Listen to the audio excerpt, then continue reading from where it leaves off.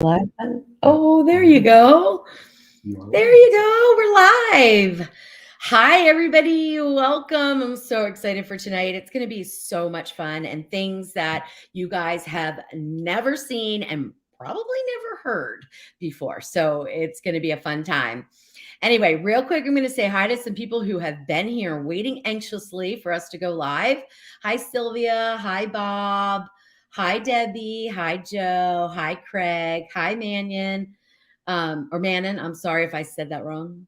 Hi, Craig. Hi, Brian. Hi, Larry. Hi, Juliet. Hi, Linda. Hi, Charlie. Hi, Sharon. Hi, Juliet. You got your wine? I've got my wine. Hi, Sel, and she has her iced tea. Hey, John. Good morning from Australia. Hi, Sharon. Iced tea down the sink. It's time for wine spritzer. That's what I'm talking about. Cheers, Sharon. Hi, Vicky. How are you? Hi, Donna. Hi, Kelly. Hi, Barbara. Hi, Gail. Hi, Norma. Hi, Elise. Hi, Robin. Hi, Sue. Tiffany. Mary, Alicia. Hi, Vida. Hi, Pamela. Hi, Ellen. Thanks so much for joining in, Ellen. Gosh, that's a long way away. Hi, Stacia. How are you? What time is it there, Ellen? You'll have to let me know. Hi, Colleen. Hi, Vonnie. Hi, Louise.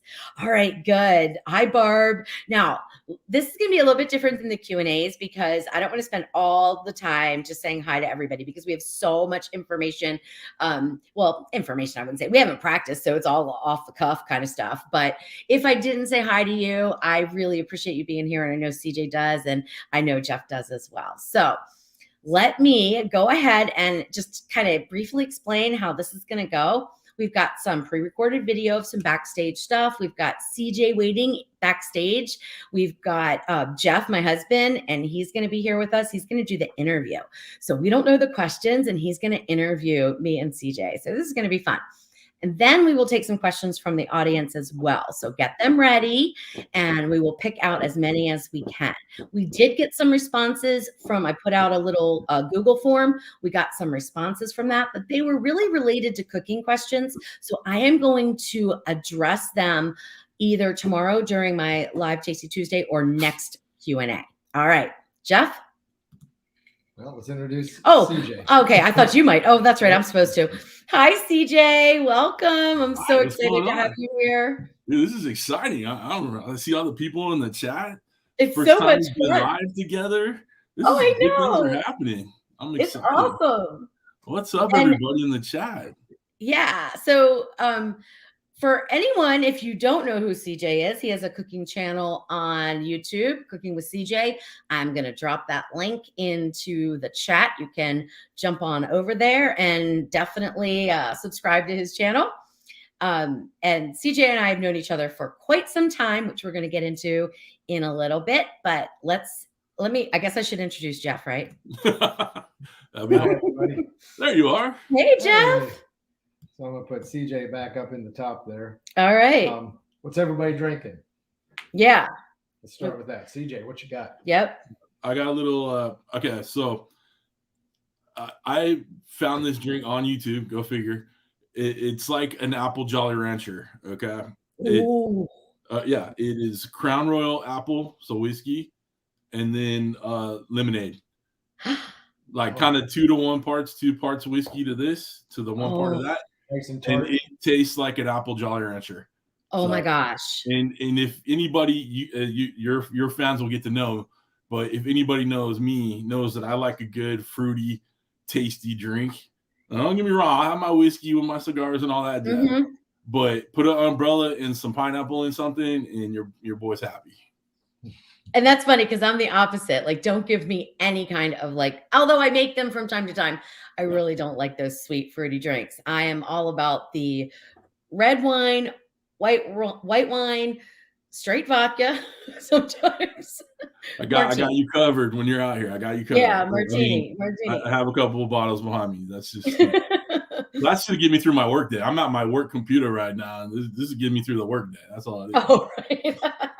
Well, I'm the boring one. I got beer. Beer. I mean, if it's Beer. not rum, it's beer. Most of the other stuff I've just kind of drank too much at some point in my life, and I can't do it anymore. So, Tequila. That's all it is. Moderation, all in moderation. All right. So, for those of you who have not met my husband, CJ's like, hi. I'm just waving to people in the chat. You guys keep Okay. Like, if you haven't met my husband, yeah, I'm right here. Oh, not me. Wrong one.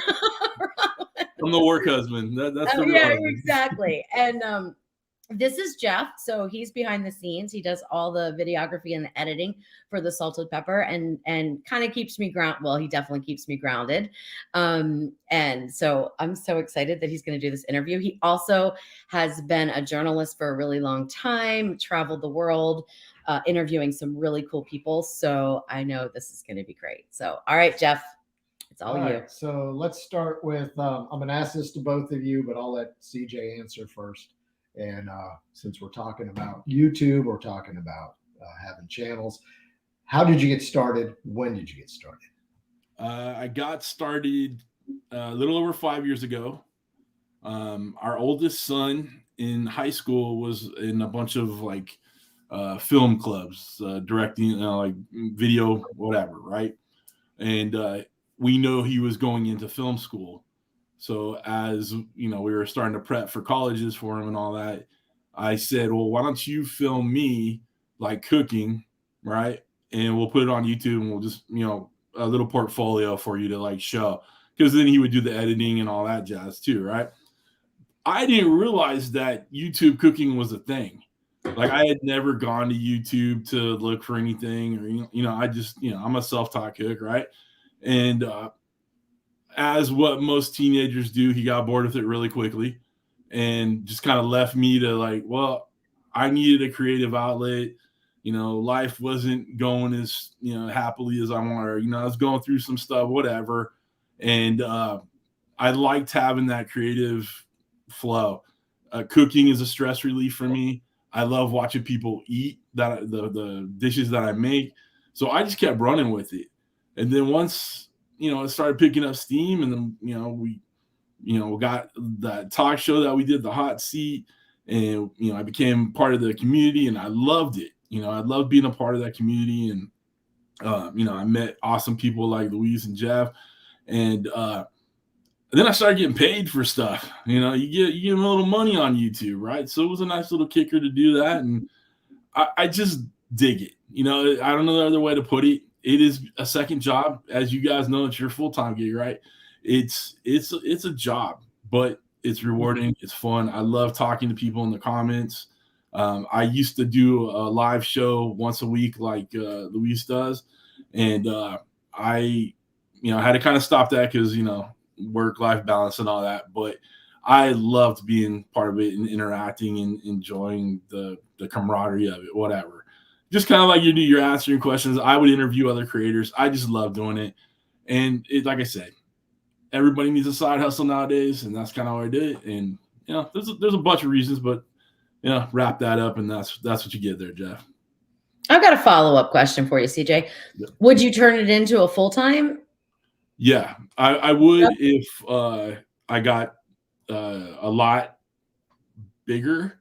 Yeah. And I would not only solely count on YouTube.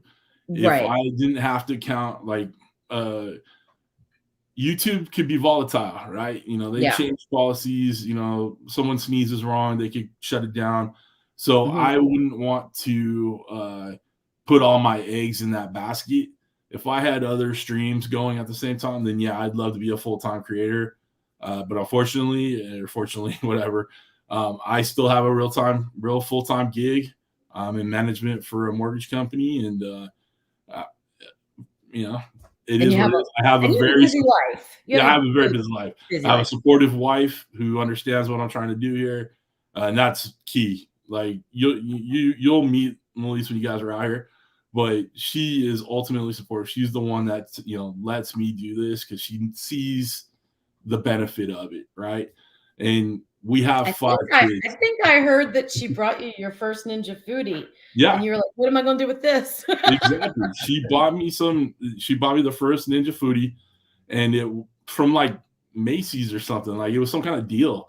And she's like, well, cooking it, I'll make videos. I'm like, I don't know how to cook enough food. Like, I don't know what it is. And then I started figuring it out. And that's what kind of led me to my relationship with Ninja in the first place. So it actually worked out really well. Yeah. It's awesome. Well, there is one question that came up here, and I'm going to go ahead and jump into the questions because it's relevant.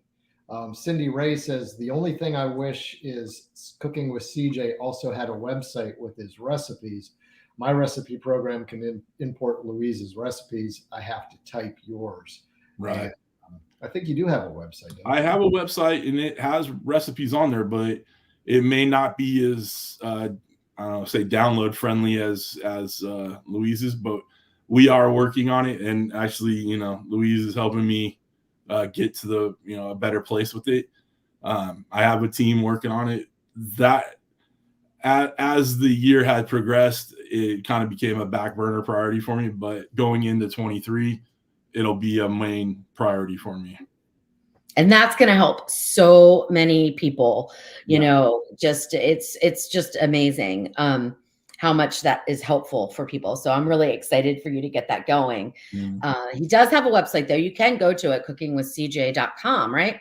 Yeah, that's as simple as that.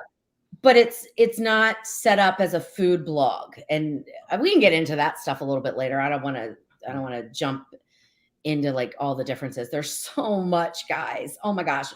I think CJ and I could probably sit here with Jeff and talk for 8 hours about all the ins and outs. So we're going to do the highlights, I guess. Right.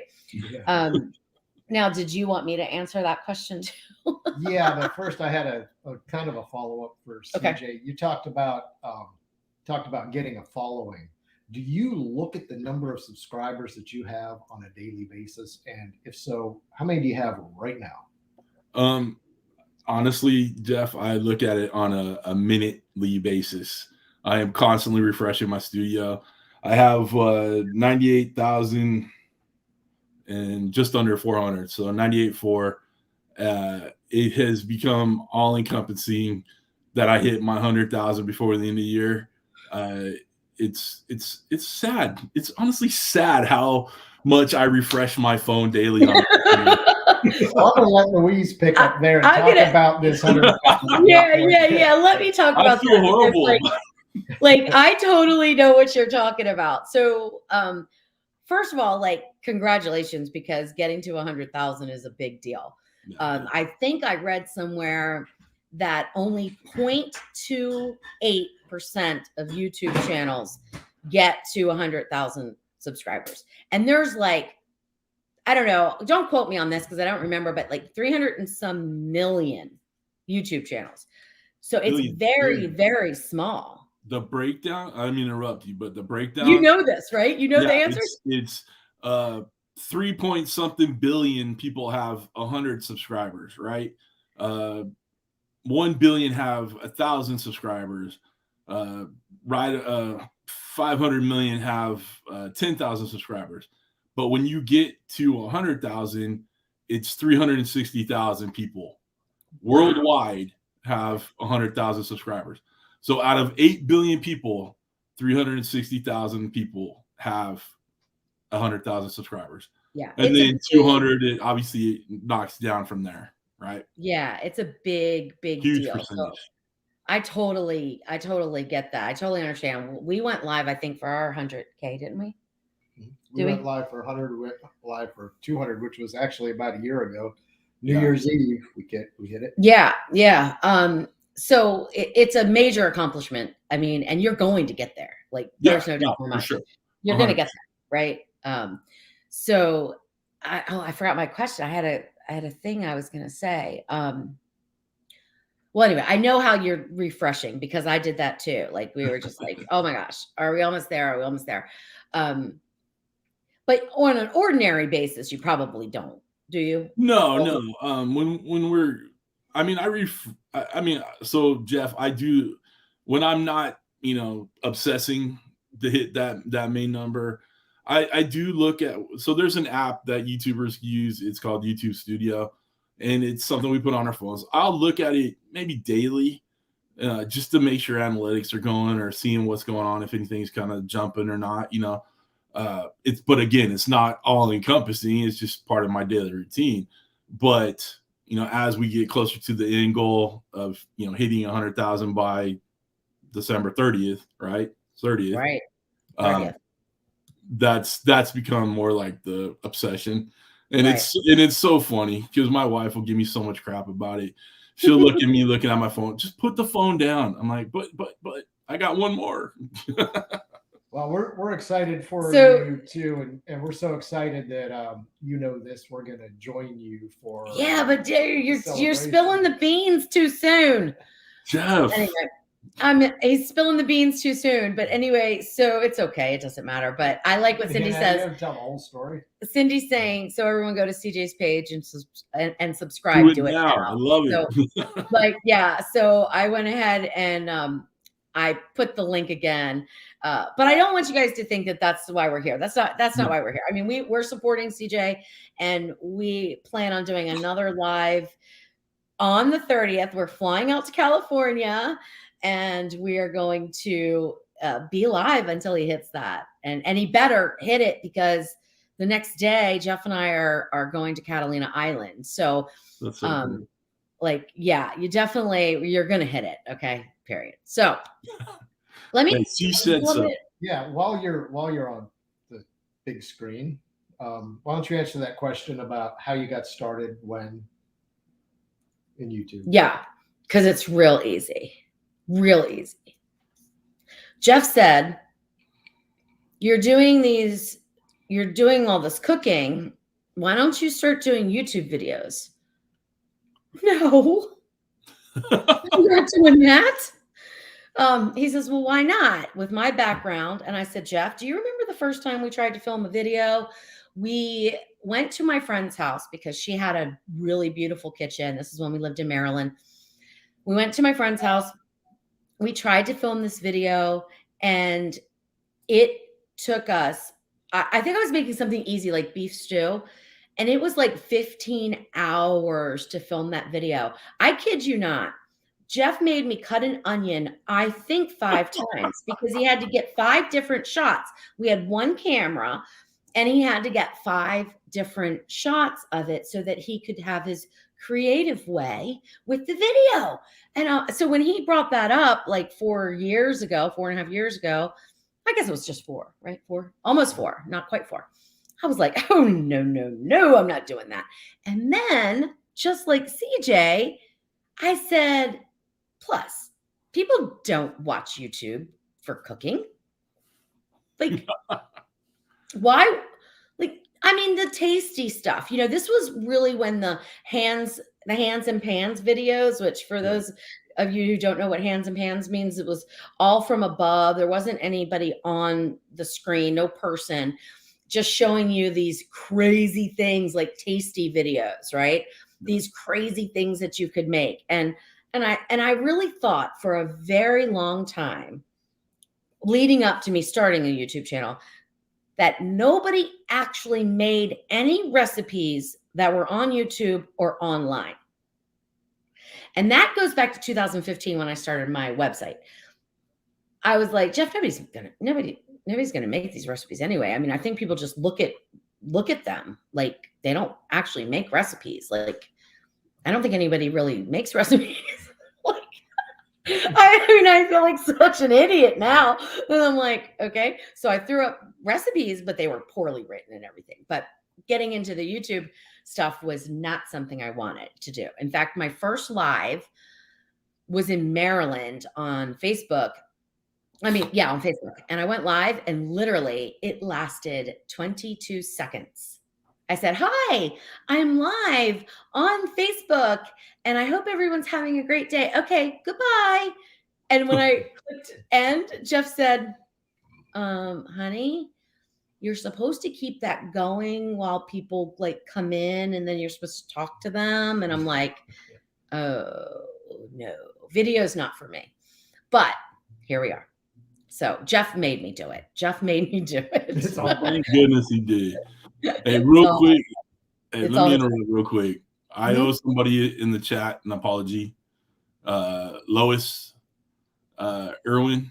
I've been calling her Louise for the whole time she's been subscribed. She jumped in all the lives, whatever. And I know how to pronounce Lois. I know how to read.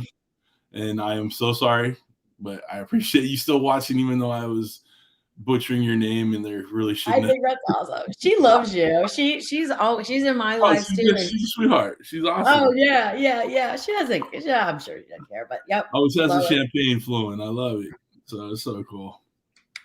All right, so next question, and I'm going to pop up the two of you guys. There we go.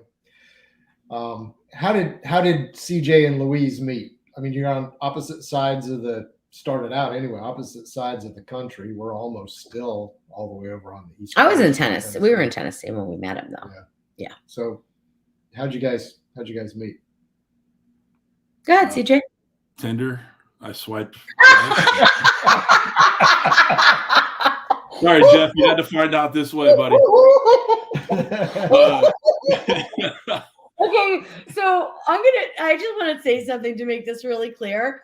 That is not part of the truth that we're speaking tonight. I love it. I don't even really, I kind of know Tinder's a dating site, but I don't even really know what it is. I'm all red. I'm flush. You're making me. You couldn't get more red right now. That's so funny. So it's basically, I think I was looking for a foodie recipe or something like that. You popped in my feed, and sorry, Jeff, don't be mad. You popped in my feed, and you had 250 subscribers, but your production quality was like just amazing. And I think that's how I reached out, or I put a comment or something like that, and it just kind of flowed from there as like helpful and talking and. Networking is a bad word, but like, trying to grow off of each other, like learn from each other, whatever. Right. And it's just amazing just how well you've done over the years. And I know a lot of it's you and your recipes, don't get me wrong, but I know Jeff has a ton to do with it. And Jeff, you run a great show and a great channel. Like I know what you put into it, and it's just amazing, man. Yeah. Thanks, man. I appreciate that. We're going to get into the editing part in a little bit, I think, right? So it's so funny that you say that you left a message, like a comment for me or something like that, because honestly, like if I would have to tell the story of how we met, I would say that you called me on the phone, which I know you couldn't possibly call me on the phone, right? But I feel like you just called me on the phone and said, Hey, Louise, what's up? My name's CJ. I have a cooking channel too. We're both doing some ninja things, and we just became friends. So I feel like you called me on the phone. This could be dating me, how old I am. Right. Because I don't really remember the whole lead up and comments and stuff like that. I don't remember that, but I know the comments, and obviously we became Facebook friends, and the Messenger app, for Facebook has been, such a communication tool for us. Obviously, until we got to know each other better and, and have each other's phone numbers or whatever. But, to this day, we're still using Messenger and chatting and doing video chats and all that. And I remember the feeling that I had. And I think it's so, I don't know. I can remember like yesterday, this big YouTube creator reached out to me. Like, seriously, no, I was like, oh my gosh. I don't know how many subscribers you had at the time, but it was like at least 50, I think 50,000 maybe, or 40,000. I don't know. It could have been 10,000. It doesn't matter because I had like 200, Right. And I was like, oh my gosh. He reached out to me. I couldn't believe it. I felt so special. And like you have been, I can't even describe it, like such a good friend, like supporting me when I was a little tiny channel and didn't know anything about anything, giving me insights on, like where to get some analytics and where to do this and how to do that.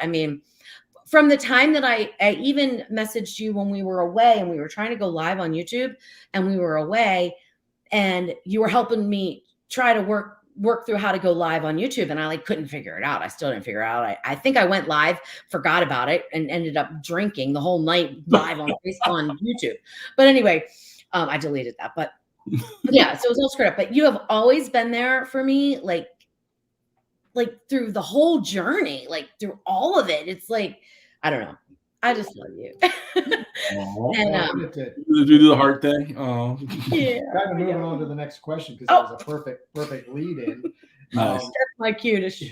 Well, no, other than being creators, you had the Ninja Foodie as a commonality between the two channels. Right. So I wanted to ask you guys, and we'll start with Louise this time first. What is your favorite food Ninja appliance and why? You're on the spot. The eyes.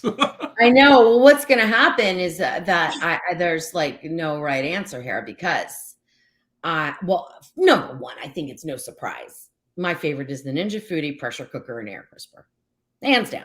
Like there's nothing it doesn't do except for smoke, meats. But I know people want to dive a little deeper because they want to know, do I like the OL series with the smart lid better than the 2-lid? And I do not have an answer for that because I like them both.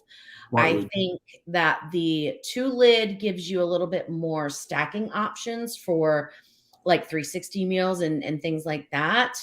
I think it's a little more reliable in my opinion. I mean, the smart lid series, which is the 1 lid, I love for the convenience. It's so great. And I've been doing all my recipes in it, so it works fine. But like every once in a while, I swear I hit start and then I go back in and the thing hasn't started. And I've heard that too from some other people. So I don't know, maybe we're all crazy and we just didn't hit start, or maybe there's some little bugs that still need to be worked out with the OL series. I'm not sure. But the Ninja Foodie pressure cooker and air crisper, hands down, my favorite Ninja product. CJ? The blender so I can make my fruity drinks. No. Actually, obviously for me, it's the Foodie Grill, whatever incarnation of it. The original one, I still have my original Foodie Grill. Before it came out to the public, Ninja sent it out to me. I'm actually in their first infomercial for it. Like it means a lot to me because I grew a lot of my channel on it. Now, I do other things on my channel, I'll use other Ninjas or I'll use griddles outside or barbecue or whatever. But for the most part, I'm working with Ninja grills, right? And for me, whatever stage of the Ninja grill up until the wood fire grill outdoors, I love all of them. And I never thought I would. Like, I'm not an air fryer guy. I never had been. Like I said, the Foodie that my wife bought, I have no clue. Like, I was like, what the hell am I going to do with an air fryer? I'm like, I know oven, stove, and barbecue. Like, I don't know what this is. So, but for me, it's the grill, all of them. Yeah. Now, I'm not much of a cook, but I will say that I have to agree with CJ that I like the bacon maker. I mean, the grill. It's pretty much, it makes the best bacon, and I've tried it in everything except for the smoker. Right. And it makes really good bacon. But speaking of the smoker, I love that too. Yeah. All right. Let me jump to the next question, which is I wanted to ask CJ about cooking at home. You cook a lot for the videos. Are you the primary cook? I am. And it has become my kitchen. And my wife don't agree with that, but I am in there the most. My kitchen is my studio, right? I mean, that's besides cooking outdoors, and I do all the cooking. Like for the most part, I do all the cooking because I enjoy it, right? And I do all the cleaning because I enjoy it. Like I have a really, really expensive dishwasher. Maybe I did marry the wrong person. You better get back on Match.com. You enjoy the cleaning? Well, there's a reason why I enjoy doing the dishes, not for the task of it. I not to get too deep in my past, but I played football for a lot of years, and I broke every bone in my hands and my fingers. So getting my hands in the warm water and just wash it. It really makes you feel better. So like that's why I enjoy doing the dishes. The actual task of cleaning up after myself is a pain in the neck, but that's why I enjoy doing it. We have a really expensive dishwasher. I've never turned it on. Like I'd rather just clean them myself. So, and then when we have people come over, like when you guys are here, you'll see that I put a spread out. Like I make sure no one ever leaves our house hungry. Like you're gonna eat when you're here. You're gonna eat, right? And I love cooking for anybody and everyone. I do Thanksgiving every year, That's awesome. Christmas, whatever, right? Any reason to get me out there and cook, I will. So That's awesome. It's my kitchen. But you love the outside cooking too, right? Oh yeah, man. And I smoke, grill, smoke, whatever, barbecue. I counted. It was like 12 different grills outside, between griddles and grills and pits and all that. And I just got rid of 3. So I had a really big offset smoker that I'd never used that often because I don't have the time to mess with it. So I gave it to a buddy who does catering, barbecue catering on the side. And then I had a couple pellet grills that people gave me that I don't use. So I gave those to another person that does catering. You'll see here when you get here, my backyard isn't very big and it's all pool, for the most part. You've seen it in my videos. It is what it is. But I love being outside grilling. I love live fire cooking lately. Where I have a Santa Maria grill where I, burn some logs and cook over with a grate over it. That's been really my go-to as far as cooking outside lately. So. Should we take a look? Is it time to take a look? We're going to take a look at. Let's take a look at CJ's. You'll see the inside and the outside, but this is, we're doing behind the scenes. So let's go ahead and follow this video here. Simple kind of setup for me. I got little umbrella lights. The lights we have on the top are daytime lights, so they have a great, color contrast. Tripod, Chotski stuff. Wife made those towels. This is a working set. This is, the kitchen setup. Here's my camera, Rode mic, rack of beef ribs that are resting. And this is kind of where, I prep everything. This is the Ninja Foodie Grill Station. All right. So I get to look at the TV out there when, I'm doing some cooking. And that's our office. So my pantry, where I keep everything from barbecue stuff to Ninjas, to little stoves, propane stoves, all my supplies, all this stuff. I set it up in our little TV nook. We got these cool barn doors to kind of cover it up. So that's where we hide all our stuff. All right, a little behind the scenes for the backyard studio. It's kind of a mess, but we got, our Ninjas right there, all our grills, Blackstone, Santa Maria. Got to keep them all covered, keep them out of the elements. And then that's where all the fun happens. And that's Charlie, our Frenchie pug, a little smoking buddy. All right. That's so exciting. That pool. So I got a good look at that pool. I hear there's a cannonball scheduled. When we hit 100,000 that night, I'm jumping off the wall into the pool. Oh yeah, I'm gonna post this again. That's where it's watching. I'm posting your channel again. Y'all, please subscribe. Sure I want to be there to see that. Yeah, I want that to happen while we're there. I really do. I'm telling you guys, bring your suits. Come on, buddy. All right, the jacuzzi's gonna be warmed up. The pool won't be. I didn't see a jacuzzi. It's there. It's right attached to the pool. Oh, So, how fancy! Yeah, Oh, there's you're a so waterfall that goes into it and the whole thing. So fancy. We have nothing, but so make sure you guys pack your suits, and because it's going to end up in the jacuzzi or the pool at some point, no matter what. So me in a bathing suit. Oh, hey, boy. listen, I'm the same. I'm not. That won't be live because I'll tell you, it will not be subscriber live. count will go right down.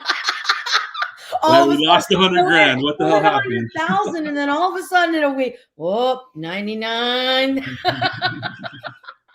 can't see that. Like we were traveling one time with my nephew, and he said we saw a billboard, and I'm just okay. So this is like no holes barred, right? So we're driving down the road. My nephew, who was Tyler, 10 at the time, about 10 years old, he sees a billboard for sex toys, and he says, "You can't unsee that." And we cracked up laughing because it was just so funny. But that's what I'm thinking if I get in a bathing suit. You can't unsee that. No, thank you. Not gonna happen. But anyway, so I know I had a train of thought, but I lost it. So anyway. So we saw CJ's studio. Right. You want to talk a little bit about how we ended up with a studio versus at our home, and then I can give them a tour. Okay, so Jeff's going to give you a tour of the studio. So I'm going to tell you this right off the bat. How do I put this? It is very different if your husband is an editor and a videographer and a video production dude. Okay? Very different. So when you see our setup against CJ's setup, like, I don't want you to think that one is better or one is lesser, because honestly, you can do the same thing with CJ's setup. Jeff is just a crazy dude. Okay. He's just a crazy dude who needs to have all of the things. And I also told him, if I agree to do these videos, I am not cutting an onion 14 times so that you can get all the shots. So you better order enough cameras. Okay. And that's why. And that's why we're here. Here we go. Welcome to the Salt and Pepper Studio. I'll give you a little behind the scenes look. We'll start with our cameras back here. So we've got 3 identical cameras. This is the audio. It comes from the microphone, which is up there, down to this Tascam recorder. I record 2 channels at a time. On the back wall, you can see we've got some sound absorption to cut down on the echo. Step back and show where I hang out while I'm shooting. There's my chair. I sit in that when I'm shooting. I got a little table here that we use when we go live. This is a switcher that I use for the live feeds, basically a 4-camera switcher, and I can turn my audio on and off. And there's my microphone for those live shoots. And this is a working kitchen. Everything in here is perfectly working order, brand new. And we could actually gut the other kitchen and live in this house with this kitchen. And there's another kitchen over there. That is the prep kitchen, test kitchen, whatever you want to call it. And now that we're on this side, we could talk about the lights. The 3 lights that are pointing at the talent are here. There's a 4th one over there that is just sort of bouncing off the ceiling. There's a light. Now this clip up here is for anything I want it to be used for.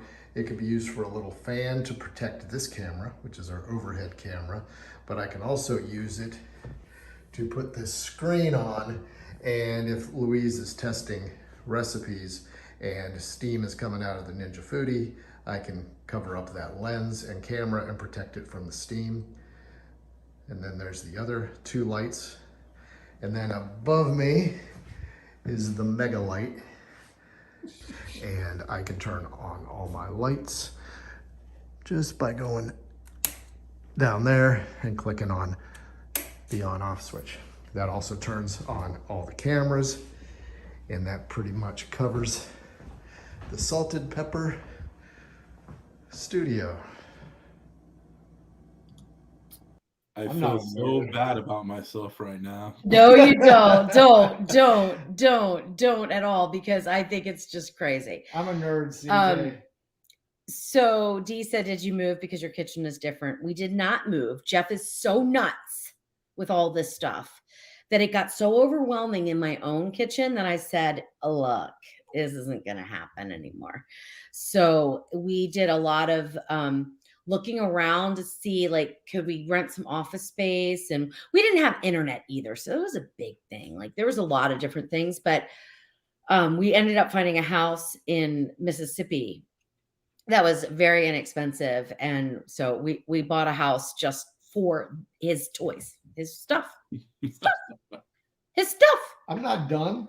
No, he's not done. Oh my goodness. I have to, and now there's like litmus test, because at first it was like, okay, I don't know what all this is about. So do what you need to do to get us started. And now there's litmus tests. Like, do we really need that? I don't know if we really need that. I think we're good. We don't really need that. Well, that's when I make her So- cut an onion 14 times. And well, if I had Yeah. another camera. Yeah. But this is different because number one, Jeff is crazy. Okay. And he likes things to be like he used to do when he would travel to, where, Jeff? Like Romania? Japan. To do a documentary on Dracula? Like anyway. Okay. So he's used to all that stuff. But let me tell you, you can do the best videos with just your phone. Thing is, I'm not talented enough for that. Okay. That's the bottom line.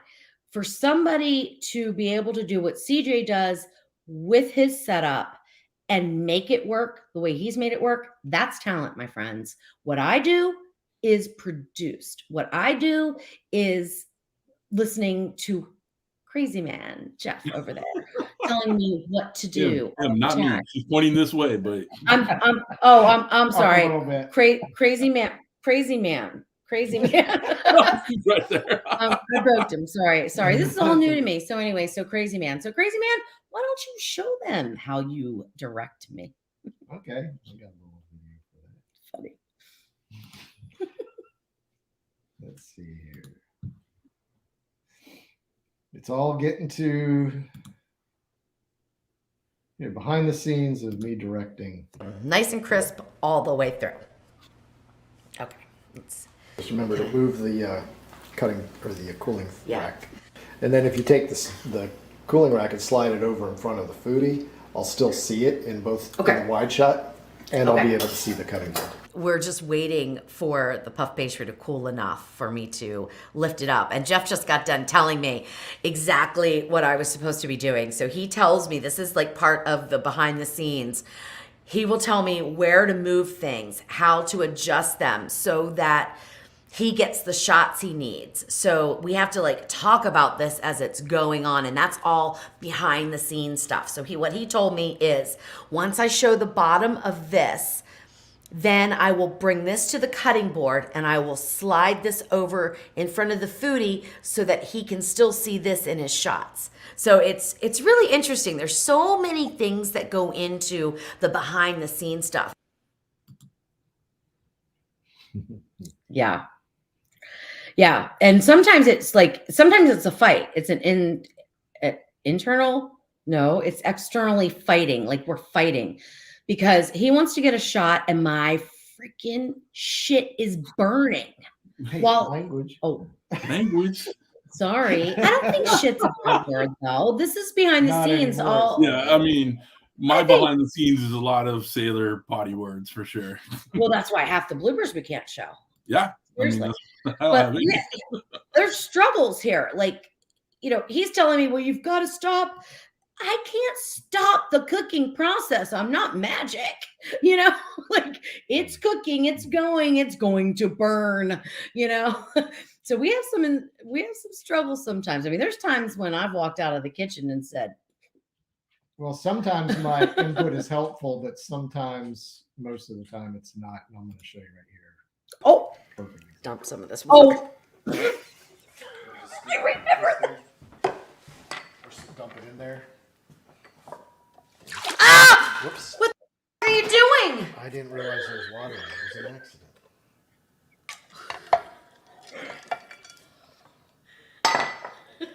It's like, that's the opposite of what we want to do. And that's why I wear an apron. Jeff splashes me all the time.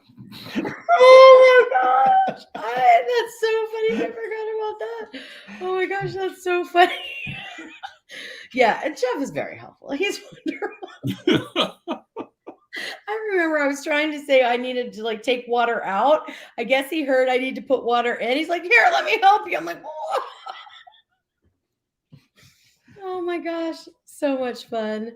So I'm going to move on to another question for CJ. How do you come up with the ideas for the recipes that you're going to put in your videos? Well, so like recently with the wood fire grill, it's been relatively easy to do because with most like barbecue, right? Smoking, grilling, whatever.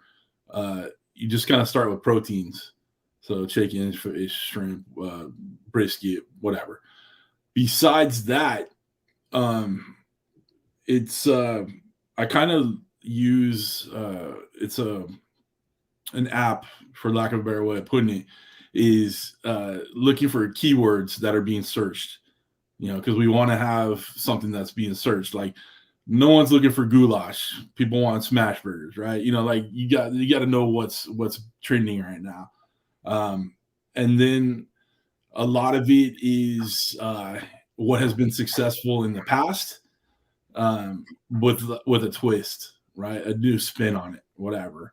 When I first started, though, ideas were just my dinner. Like, we were just filming whatever we're cooking, right? Now it's become a little bit more, involved. And,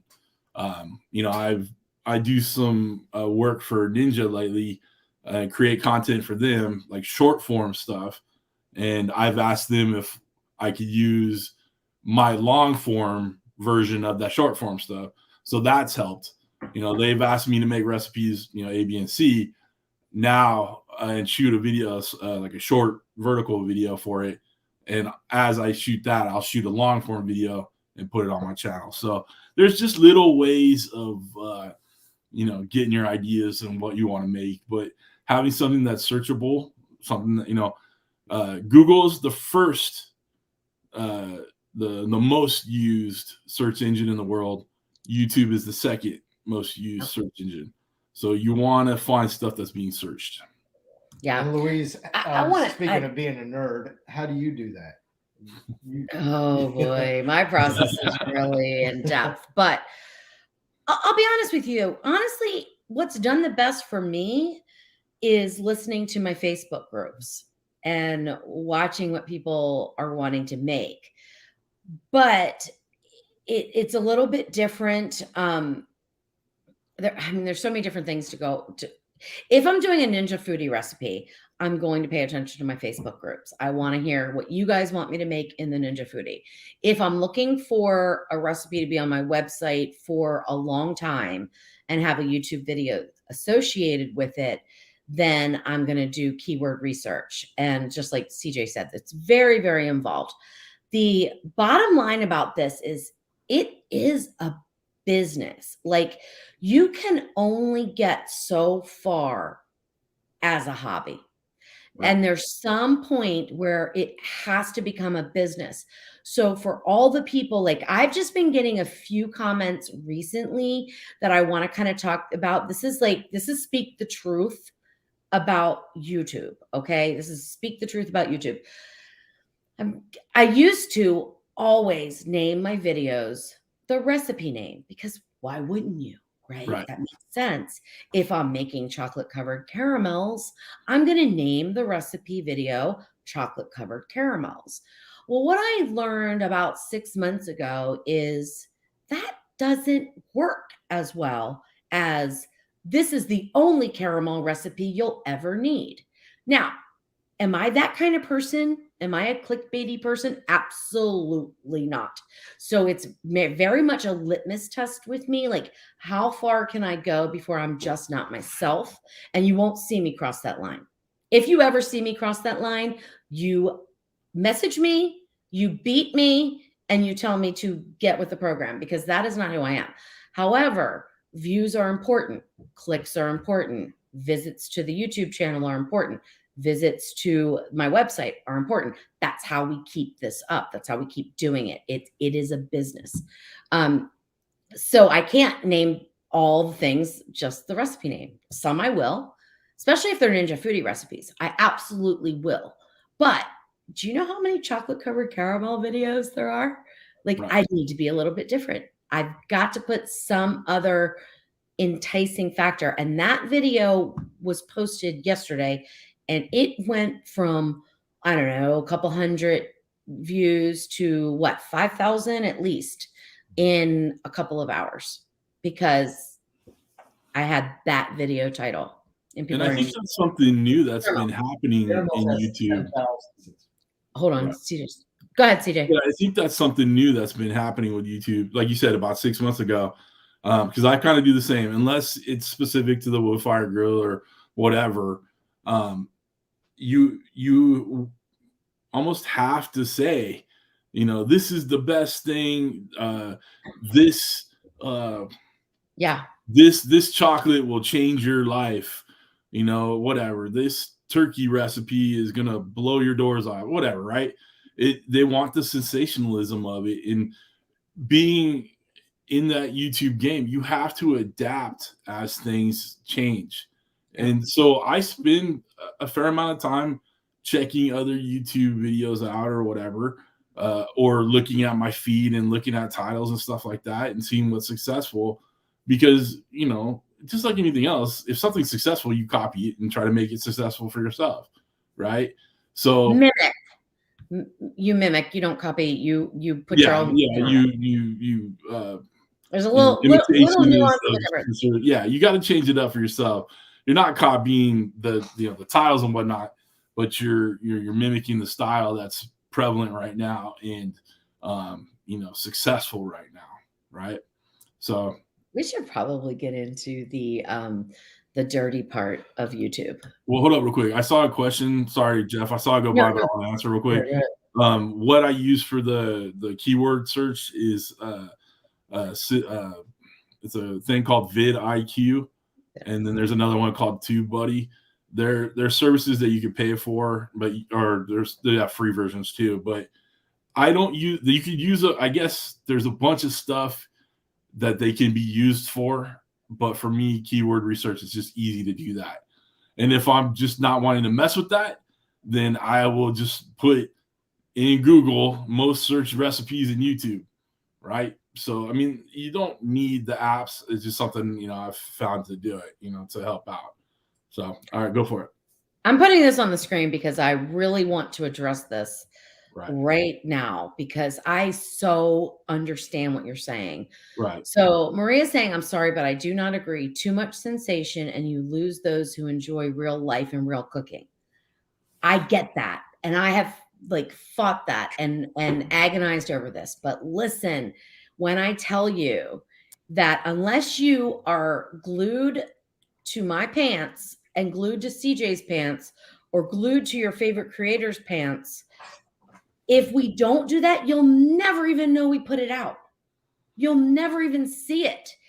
Even if you're subscribed with notifications, you may not see it. So, I understand. And in a perfect world, I wish that it was so simple to just say, hi, I'm Louise. I like to cook.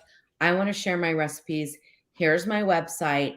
And here are my recipes. And here's my YouTube channel. And they are called chocolate covered caramels. It is called, lace cookies. It is called, what the recipe is. I'd love that. I would love that. But guess what? If I put out anything about lace cookies, not one person would ever find it on Google search. It would never become popular on YouTube.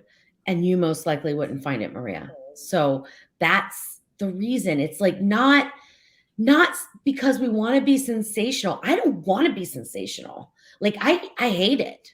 Let's do this sensation. But there's also something different, and I don't want to interrupt too much, but we're not overly sensationalizing something. Okay, That's true. You look for the real clickbaity bullshit out there, we're not doing that. But you also have to understand, and what people don't understand or don't know, is that we love y'all as subscribers. We do. You guys are awesome, and I hope to gain a lot of Louise's subscribers and let you be a part of my life. But 20% of y'all actually watch our videos, or 30%, or whatever it is, right? So we got to cater to 80 to 70 to 60% of people out of the other 8 billion people out there that we want to watch our videos, right? So again, it's not overly sensationalizing something, but we're trying to tantalize you by saying, these chocolate caramels will change your life, whatever. I mean, how many times have you said you took a bite of something and said, this is to die for? Are you going to really die for a piece of fucking cupcake? No, you're not. Right. But it's right. True. So it's sensationalism, but not overtly, so you gotta tantalize a little bit. We can't clickbait food, really. It's not like a vlog of like, my girlfriend stabbed me and this what happened. Right. So take that for what it's worth. Right. Yeah, I agree. Now there's some good comments coming in here, and I don't think we should skip by this. Okay. Even if we go late. CJ, are you okay if we go a little late? Oh shit, I knew this was not going to last an hour. I know you, I know me. Yeah. We're going to talk for a while, so keep it coming. But we're like, this is an interesting thing. Mm-hmm. Lice says, or Lisa? No, sorry. Lisa? How would you say it, Lisa? Lease? Lease.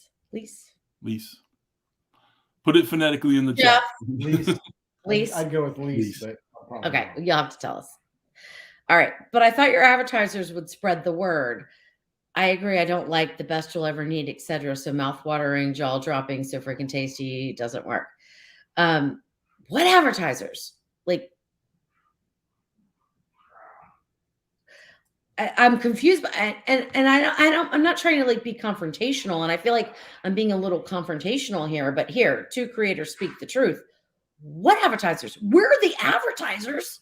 Right. Like, we are the ones promoting our stuff.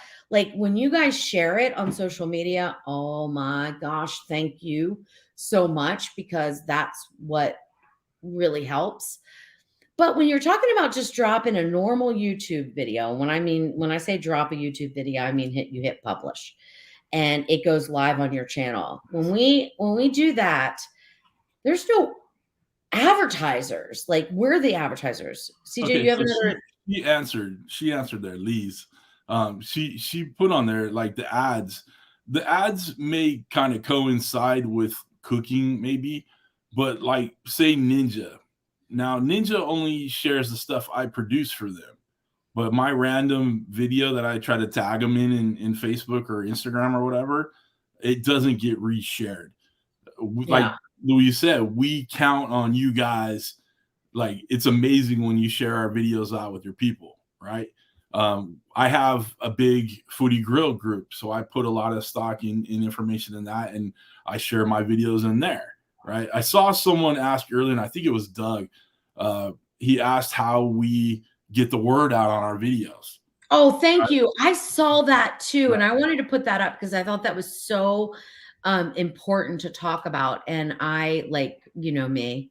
Well, if you can find it, go ahead. But the gist of it was, do we promote ourselves? Do we pay for promotion? This one was one I thought about. So I wanted to address this one too, but it's a little bit different. It's not the same one. Right. Well, let me answer the Doug's question. So again, we're alluding to it, like, we use you guys as our voices, right? We share our stuff on Facebook, we share it on Instagram. If you share the video from YouTube or you share the video from Facebook, that's what we use for promotion. Like, we don't pay for promotion. The ads that interrupt the videos and all that stuff, that's all YouTube, right? Yeah. We need to talk about that, CJ. So it's nothing that we control. Like, we don't control who bids to put their ads on our stuff. Or how many. Huh? Or how many. Or how many. Unless you go in. So I want to interrupt. I want to explain this to people because I think they don't understand. Mm-hmm. We don't place the ads on our videos. We don't interrupt ourselves every 10 seconds to play an ad. Okay. That's not what we do. We post a video, we hit publish. YouTube's algorithm decides where and when and how the ads get placed. Okay. Now, obviously, there's a balance, but the more ads, technically, the more money we would make. But we don't set that up. We're not privy to that until after the fact. So after the fact, I can go into the back end and delete some ads. And I do that.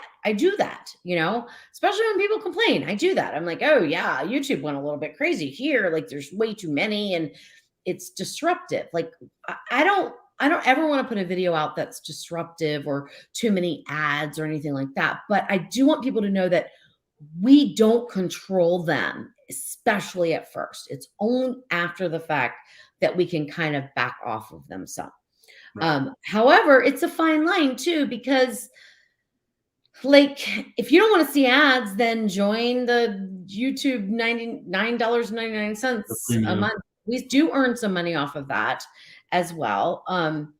It's just one of those balances. Like if the world shut down ads,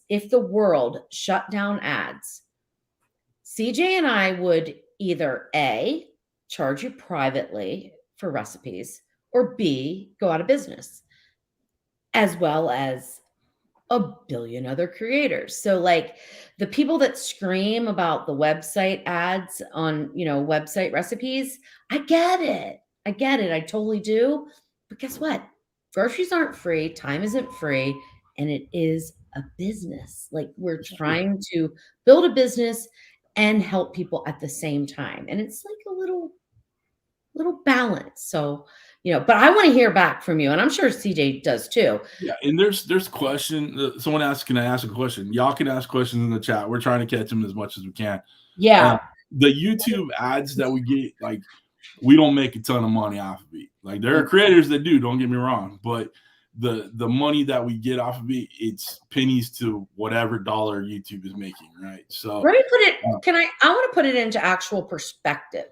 Okay. Real quick, because I do kind of know some of these numbers. There are videos of mine that I've done, just as much effort, just as much time, just as much energy, that have maybe in 2 years earned $50. $50. Like, it's depressing, like all that time. Hold on, Louise. We got a mod in the chat that could kick out some idiot in there. Oh yeah, who is that? The second, it's on. I see it on YouTube. Get on that, Jeff, dude. Like, you don't need bullshit like that in the chat. We're trying to have a good time and have a good conversation. I don't know who it is. The last person Lou. popped in there. Is it Lou? Yeah, don't give him the time of day. Just get him out of there. We don't need that bullshit in there. No, absolutely not. Thanks, CJ. Yeah. There's probably a bunch that I haven't seen. So let me just apologize to everyone. Like, we're new. I'm new to this. CJ's a little bit more seasoned. And I will block you. You asked, I will. Somebody said, I wish you would block me, bitch. Okay. That's easy. Oh, I love live streams. They're awesome. Oh my gosh. Like, who in the I can't. Well, we're gonna get into that next. Yeah, we're gonna get in the comments soon. John is a moderator, but I didn't clue him in that he might need to moderate this. And I should have probably put a few more moderators. I didn't think about it because I think everybody's nice, my fault. Yeah, everybody's here for a good time, for sure. My fault. So let's talk about that. How do you deal with the negatives? Well, let's wrap up this whole ad thing real quick. Just to put a little ad thing, like a little wrap up to that. It's like, I wish they weren't there. Like, I wish they weren't there at all.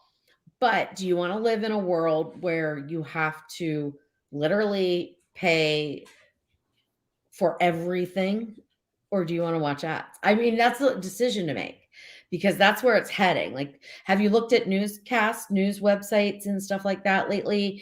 And you try to go on like, oh, nope, you got to subscribe. Everything has a plus next to it, right? Discovery Plus, right? Whatever, ESPN Plus. So it's one of those things like talking about, the cost of things. And this might kind of transition into the comments. I get comments on, just virile comments about a recipe, or why didn't I do this, or why you didn't do this, or whatever, or they're complaining about the ads or whatever. I'm like, you just got a free recipe that we worked hard to put together. And granted, we're not, saints here. We're trying to make money off this, and we're trying to live and survive, right? But you got something for free. You had to watch an ad. Kind of sucks. You probably skipped it after 5 seconds anyway, right?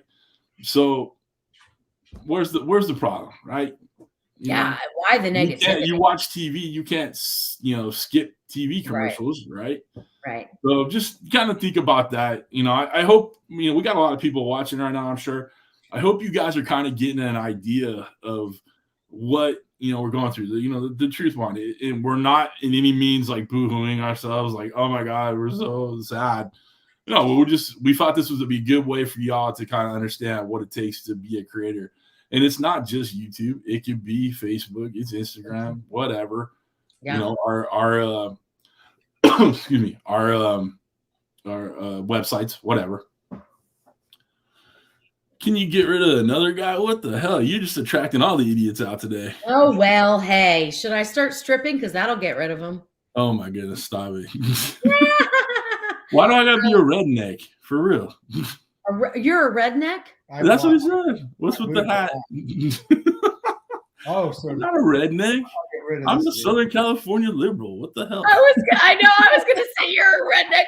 How silly is that? I'm the one that lives in Tennessee on a 16-acre farm.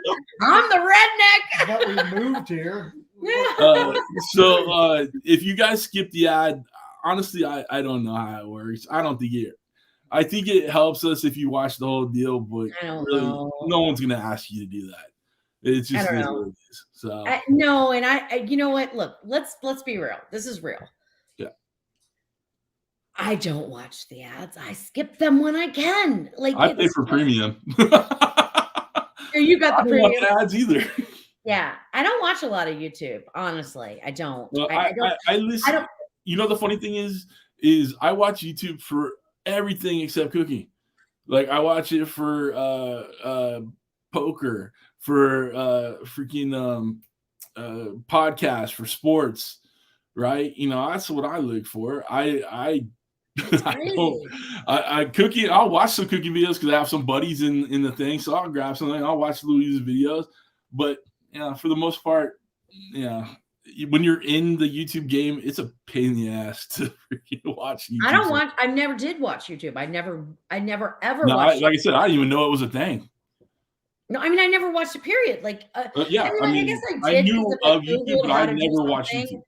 No. But now, like, I really don't watch YouTube, and I can't watch. Like, I did a 30 days to a better YouTube channel, and part of the exercises were watching other people's videos. I'm like, I can't do this. I can't get through this. There's no way I can waste this much time looking at other people's videos. It's bad enough. I got to look at my own. And I have to look at my own because Jeff edits them. Then I have to approve them. And I hate it. I can't stand it. I'm like, oh my gosh, I don't want to watch this either. I don't want.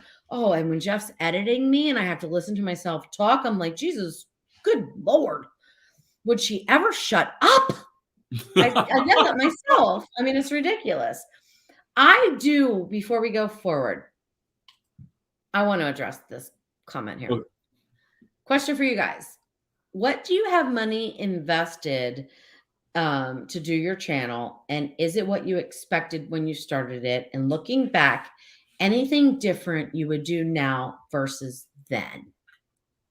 I think this is such a well thought out question, Ralph. Like, I really do. I love it. And I have my take on it, and let's have CJ do his quick 3 minute, 2 minute, okay. 1 minute, 60 seconds timer now. If I haven't spent a ton of money, okay, there's another idiot that needs to be blocked, but you knock it out, Jeff. My camera was $800. My cell phone is my B-roll camera. That's obviously a little bit more because it's, a smartphone. I have a couple other Sony cameras that I don't really use. My lighting, umbrella lighting, $40 for 2 of them. Light bulbs, $20, whatever. The only thing I would have changed when I was started was my audio. So right now I have a pretty good audio system. Like, my Rode mic is, kind of like the industry standard for like vloggers and YouTubers or whatever. I wish I would have started with that, because if you watch the first 2-3 years of my videos, it's very echoey, right? It's very echoey in my kitchen. I had a lapel mic, but it was crap, right? So that's the only thing I really would have changed. Because if you're going to be a YouTuber, there's two things that just are really, really important, and that's your audio and your thumbnail. Because you're going to click on your thumbnail and they'll listen to you. Even if you have a shitty camera, right? They'll listen to you if you're explaining right. Most every camera, is at least high definition, 1080p, right? So audio is the most important thing to be a YouTuber, right? So yeah, I agree. And I think it goes back to my setup versus your setup. I'll say Jeff's setup versus your setup. Your setup.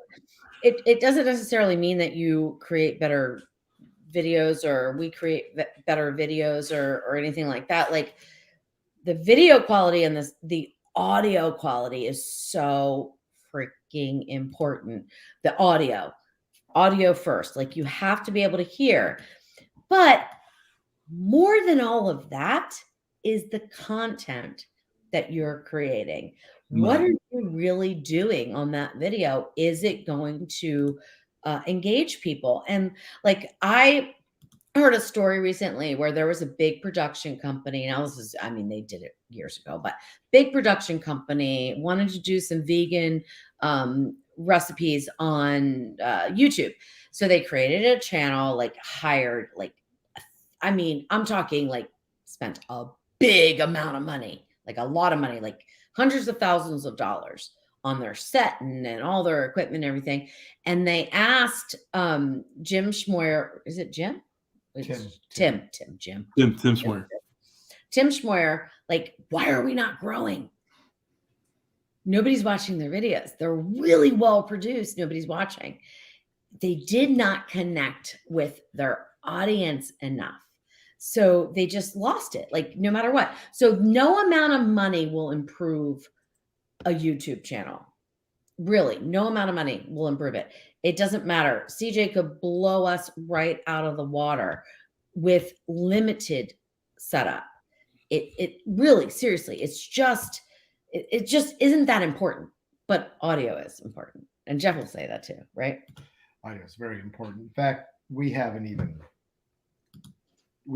gotten close to getting our audio where we want. Oh my gosh.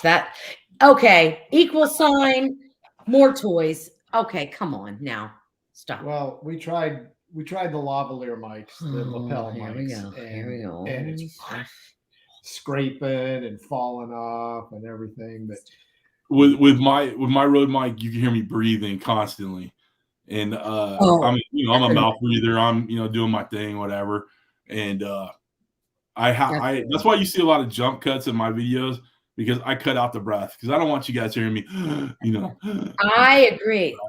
This is a good segue into video editing. So CJ does it a little bit differently than we do it, I think. How do you edit, CJ? Like, walk us through that process. Okay. There's a question in the chat though that I saw, and I think we could both answer it relatively quickly. So before we go to editing, I have a question. The opportunity presented itself to expand to television. Would you look into it? Would you want to be in television if you had an opportunity? If I controlled it, yes. If I didn't control it, absolutely not. All right. Well, more than likely, you probably couldn't control it. Well, you can though, because we're looking into it. Like, we're looking into doing our own channel. Oh, I was thinking like Food Network style. Food Network calling you up saying you want to get on there. I think that's more what it was talking about. Oh no. You don't want to go on Food Network? No, because I cannot be bossed around easily. It's very hard. It's very hard for me to take any kind of bossing. Like, I've had to learn how to deal with my husband bossing. I love it. Doesn't work. It doesn't work very well. He knows that, because, like, like in ordinary times, that extra water that he poured in and he threw on me, I might have hit him upside the head with the ceramic bowl later. Like, you don't know. You don't know. No, I didn't. I really didn't. I'm making myself out to be really bad, but I'm not. But no, I can't be told what to do. Are you kidding me? Yeah, so I figured that's why I figured you could answer it quickly. Myself, I would love to be on TV. I don't mind being bossed around. I'm married. It's fine. I've applied for a couple shows like on the Food Network, like a tailgating show or not Chopped. It was something else, but I don't have a problem with it. I think it'd be cool, but it's not my end goal in life. This just to make enough money to be happy and provide, show my food, have connection, all that stuff. That's more what I want to be a part of. Yeah, it kind of makes me like the stress of it. Like, oh my gosh. All right. So getting back to the editing side of things. I'm very simplistic with my editing. I have a couple cameras that I use, and I upload it to my MacBook. I use iMovie still, and I know that it's kind of outdated and simplistic, but I do a lot, right? So for me to get into editing on a grander scale, my schedule doesn't offer that to me, right? Our life doesn't, so I tend to, I'm very quick at it. It's easy for me to do, right? So it's hard for me to get away from it as much as I want to. Like, I want to improve my edits. I actually paid for an edit, right? And for an editor, a son's friend of mine who's in the film industry. And again, I don't have time, right? So I know it's a lot more in depth that you could really do, but that's it. So, okay, so I'm going to follow this up a little bit with what CJ does is a lot of jump cuts. So this is, again, behind the scenes, guys. So you're learning about how videos come together. Like, I'm assuming, because most people, including me, will shoot. I mean, we're cooking the food from start to finish, right? Right. Now, there are people that do stand-in food. Like, there are people that will cook different stages of food and do switch outs. I don't do that. Do you do that, CJ? No, I don't think so. Yeah, I doubt it. That would mean that you would cook something to a certain degree, a certain doneness, for lack of a better word, and then you would pull that in so that your video goes like really smooth without actually waiting for the thing to cook. But most people on YouTube aren't going to do that. I mean, there are a few, but most people don't do that. So what we do is we cook from start to finish. With that, there's a lot of stopping and starting a lot of time that you guys don't want to see. A lot of times we'll talk, but some of the stuff you don't need to hear. You don't want to hear it. It's stupid. It's dumb. We didn't say it right, whatever. So CJ does a lot of jump cuts, which means he jumps from one scene to the next where you see him move just a little bit. Like, you'll just see a little bit, and it's just a new scene. And he's cutting his video. Jeff does transition shots. So he doesn't do those cuts so much. He does transition shots, which means that he has to have a place where he can cut to so it's seamless. So it looks like more like a TV show, more like, something that's professionally produced, because Jeff is a professional producer. I'm not. I'm not anything special. I just cook the damn recipe. He does all of the other stuff, and it's crazy. Do you want to see what he deals with? Watch this.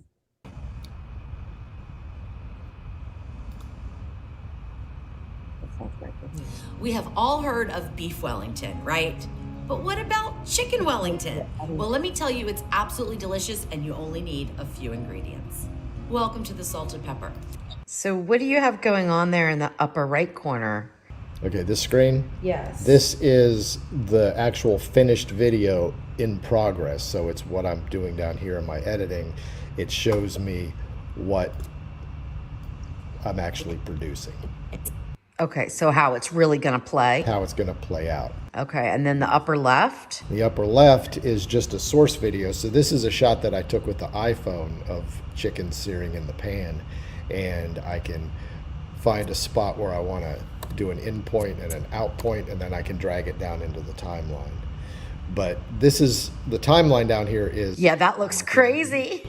Yeah, sometimes they get really crazy because you can see that this one is basically unedited.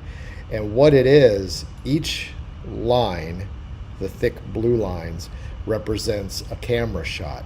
So we shoot with 4 cameras. In this case, we shot an extra camera, the iPhone, so we shot with 5 cameras. I lay them down into the timeline, get them synced up, which Adobe Premiere does that automatically. These lines down here represent the audio for each camera, but this green line down at the very bottom is the audio from the microphone, which is the cleanest audio. Everything else sounds kind of echoey. And then... Wow. What are all those black areas, those empty areas? So the black areas, like in there, is in between. So we stopped shooting so that we could set things up and then start shooting again. Oh. So this represents, there's nothing there right now. And this represents another take, if you will, where we started recording all the cameras, recorded to a certain point, stopped all the cameras. So that there's a lot of those. There's a lot of those, especially on a longer video. And that's why a 20-minute edited video takes 4 hours to shoot sometimes. Yeah, and then it takes about 10 hours to edit sometimes. Wow. So this is actually not a complicated one, because I can usually look at these and know if there's 6 or 7 sections, I can get through it relatively quickly. Sometimes they drag on, 15 different starts and stops. But the interesting thing about that is sometimes this might be a bust and I might not even use it, but I won't know that till I get to that point. So I do everything in order. It just makes it make more sense. Right. But what I do here, if I remove some of the image on the upper layer, if I remove that camera, I reveal the camera beneath it. So here we're looking at camera 1, but if I move forward in the timeline and you can see that camera 1 has been removed, we're looking at camera 2. So they're stacked, and imagine yourself looking from above. If you take the top layer, you're going to see the second layer and so forth. And that's how the editing works. So I don't have to keep dragging pictures and moving them over here. Everything's laid down. It's laid down in time. And then I just decide what I'm doing is going through and deciding which camera do I want to look at any given time. And here's an interesting thing I'll show you right here. Let me just turn that layer. I could turn this layer off to see what's underneath it, just for what I'm doing right now. And then because we shoot in 4K, which is really high resolution, I can zoom in and out of that picture and reframe. So it makes it a lot easier when I'm shooting to just lock the camera down in a wide shot, which would be like,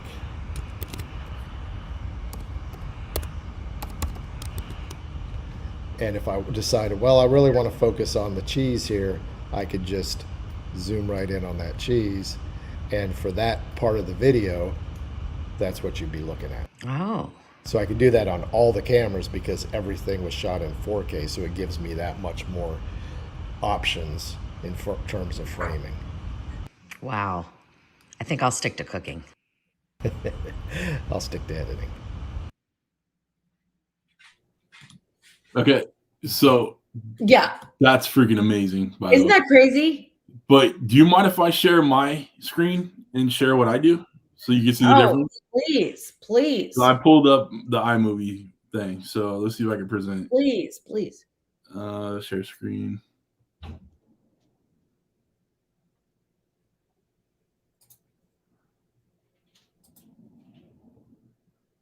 Maybe not. All right, here we go.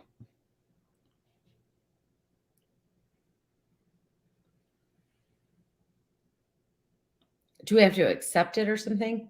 No, I'm getting some kind of pop-up saying that I can't do it. So I don't know why. I can't figure it out. I'm sorry, because we No, should. because I really wanted to be able to show you guys, but it wants me to go to system preferences. Let's see if I can do it right quick. Sorry, guys. Talk amongst yourselves. Yeah, okay. So while CJ's looking at that, we've got a question here. YouTube is making major changes to its platforms starting January 1st. Will these changes affect you? Don't know what they are, so don't know if they will. I haven't heard anything. I'm a huge proponent in the belief that when you have a connection with people, nothing really affects you as much as it would if you don't. So that's how I mean, that's who I am anyway. I'm a nurse. Like my whole life is connecting with people and making a difference in people's lives. So that I've carried that through this business, which didn't start out as a business, by the way. But anyway, I don't care. I don't care what they do. They can throw anything at me. There's so many changes to Google every 5 minutes. I mean, I don't ignore them because it's important, but I don't care. I don't care. I don't care. It'll be fine. So, all right. So, to kind of go over my iMovie setup, it's completely different. I'm clicking and dragging things above the screenshot. Like my main camera feed, if I want to put a B-roll, I have to kind of drag it above it. But it's really more, it's 25% of what Jeff does, right? But it just, I wish I could show it. I wasn't prepared to share it, so I don't know why I can't. But it just goes to show you either way, you can still be successful using some easy, some not. That's the point. Yeah, that's why we're showing you two different ways of doing things. Both are successful. Both put out a high quality HD video and a great recipe. But a lot of it, some people I have buddies that have the same setups, right? A whole studio devoted to it, and that's great. But as you're still coming up in those ranks, you gotta kind of do what you can. So if there's any like aspiring YouTubers watching this, just do the grind to get to where you need to be. But good audio, good content, good personality, all that stuff helps. Yeah, and I keep seeing Cheryl put a comment in there about YouTubers getting paid if ads are skipped. I know we kind of addressed it. We get a penny as opposed to 5 cents if you watch the whole thing, right? It's just YouTube wants you to watch the whole thing. It probably rewards the creator, but no one's asking you to watch the whole thing. And I did see someone make a comment about how some of those ads could be 10 minutes long, right? So yeah, I would skip those. Don't watch those, right? So let's talk about those. Why are those ads in there? So there's a thing that CJ and I could both do if we wanted to, and that is we could create our own ads and pay for inserts into somebody else's video. And it's all done with backstage algorithms and stuff that you set up who you want to target, what audience you want to target and all that stuff.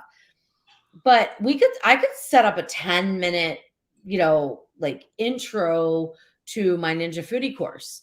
CJ could set up, a 5-10 minute video on, all the things about the Ninja Foodie Grill. We could pay to have those implanted into other people's videos.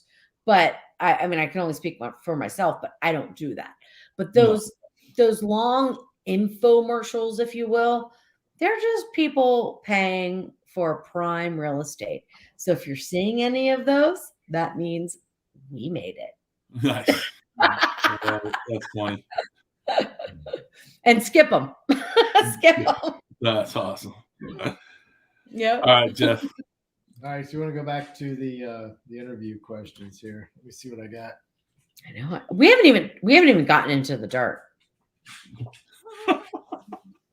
I mean, seriously, we haven't gotten into the dirt. Yeah. I cannot believe this. It's 8. We're almost an hour, 90 minutes in. And we still We got haven't even people gotten into sticking the dirt. around with us, dude. Thank you guys for watching so long. This is Well, I awesome. mean, yeah, 159 people right now.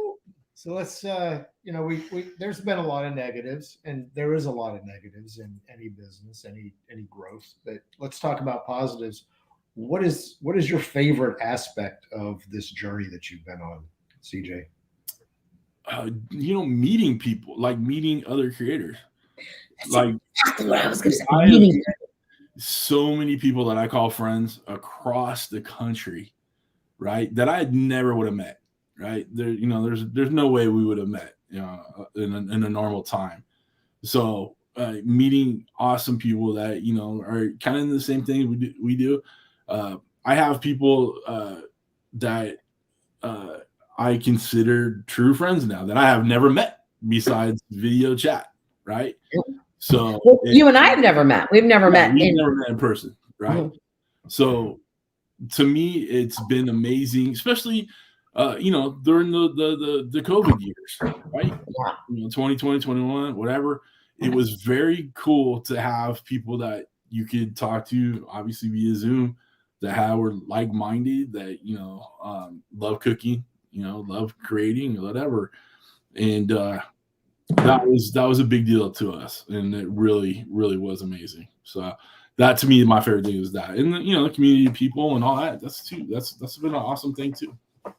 Louise, what about you? What's your favorite aspect of it all?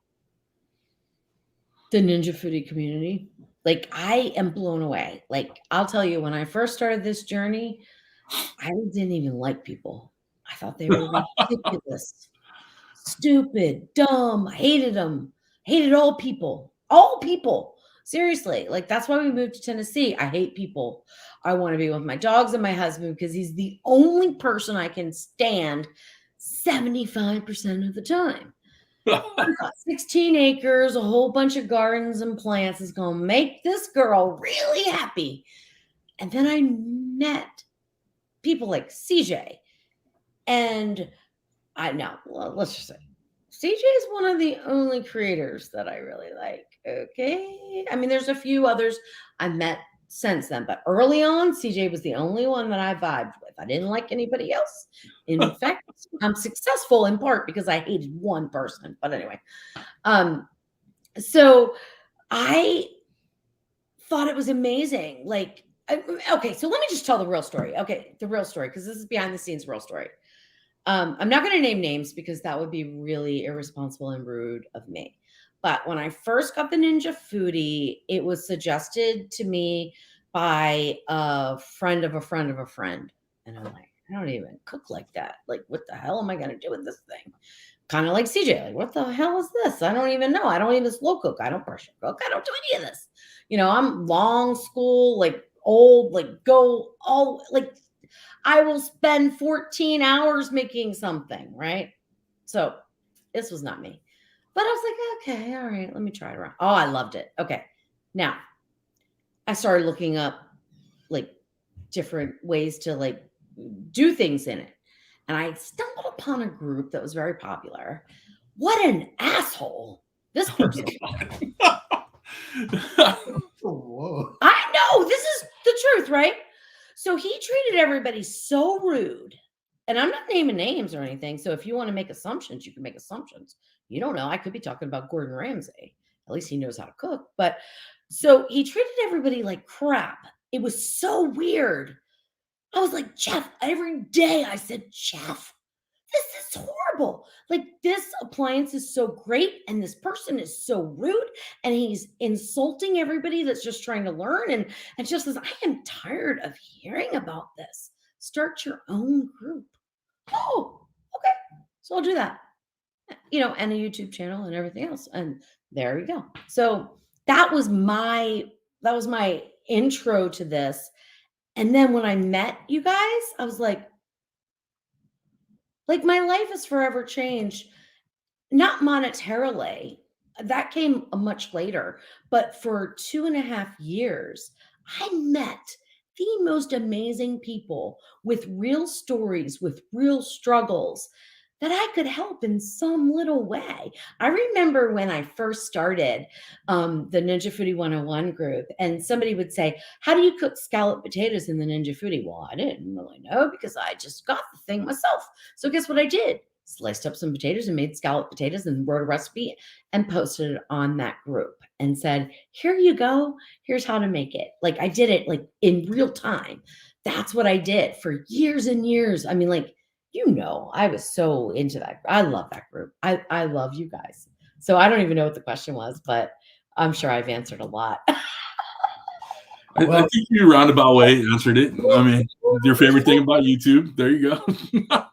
Well, you guys both kind of led into the next question, which is one of the questions is kind of silly, but people are going to want to know the answer, and we're going to ask it anyway.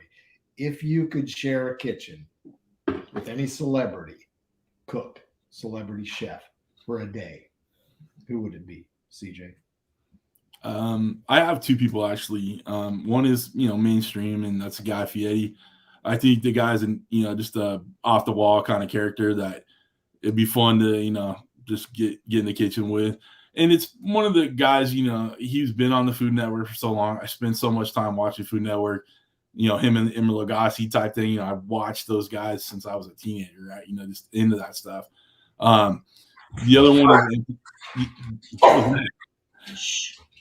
one is Anthony Bourdain.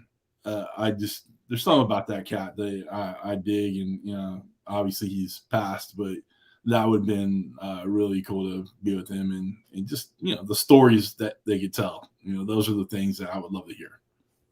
Louise. Okay, so I'm a Gemini.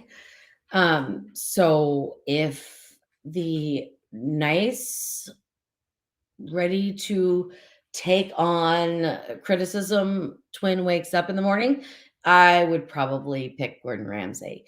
If the other one that just wants to have a little bit of fun and enjoy the day, it would be Ina Garten, I think. I love to be out on her beach with her. And she gets down. I think she gets down in parties. Like there's something about that lady. I think she gets down. I think she's awesome. I think she'll drink with you, and I bet she'll drink a lot of people under the table with all the things that she makes on her show. I think Gordon's a nice person too, though. I'm sure he is. I'm sure he is. But yeah, those would be my two. I mean, but my favorite person to cook with is my husband. Well, even though no, I mean seriously, like he's my favorite person to cook with. We just did that the other night. It was so much fun. Mm-hmm. And we're going to do it tonight when we get off of this. Well, we're not cooking tonight. We're reheating. I made Mississippi pot roast for the first time. We're going to turn that into po' boys. Yeah. It's good. Sounds good to me. All right. So what's up next, Jeff? We gotta we are like an hour and 40 minutes almost. All right. So CJ, if there was anything you could improve about your channel, what would it be? I'd freaking hire you, man, and come set up my kitchen. Move to California. Oh, that's hysterical. You gotta move out to California, but I can think of worse places to live. And I mean, just my video production. If I had the time and ability and / knowledge, like I mean, I could find the knowledge. I could ask you, help me get there, but. Again, my set is a working set. Again, we have 5 kids. It's a mess around here. I can't have my stuff up all the time, right? So, my goal is eventually have a studio, whether it's in my home or in like you guys, got the second home or a freaking warehouse down the street, whatever. Right. I would love to have my own studio where I can have everything set up. The reason I have such a minimal production is because I have to take it down right away, right? Yeah. And leave. You guys know how it is when you leave all your stuff up in your kitchen. It just obviously gets in the way. It's not comfortable. It's not conducive to a normal lifestyle, right? So that's it. I'd want to up my production value, but I'd want a studio to put it in. That's kind of where I'm at. And that's a big transition. So, let's talk about that a little bit. So and my dogs are wrestling. Nice. Yeah, I'm going to step out. They're kind of a little bit. They're getting. They need to go outside. because of course we're, way over. And I know I've said things that I need to like. We said behind the scenes, we said no holes barred, right? So the thing is, CJ, like, what changes with a stationary setup is the ease of production, but it still isn't what I thought. So I thought that if I had a complete area where everything was set up normally, like that every day I could walk in and just do my thing, that I would be more productive. But actually, the opposite has happened because I'm less inspired. It's so interesting. So, like, my goals were to put out 3 videos a week in fourth quarter. And I'm barely getting one out because it's so hard to be inspired when you're not cooking at home for love reasons. I guess, for love reasons, I mean, I'm feeding my husband, I'm being creative. I'm like, I just listened to some great music or music's playing. Like it's so different when you really take that step from doing it in your house, living with it, like breaking it down, putting it up, it's a pain in the ass.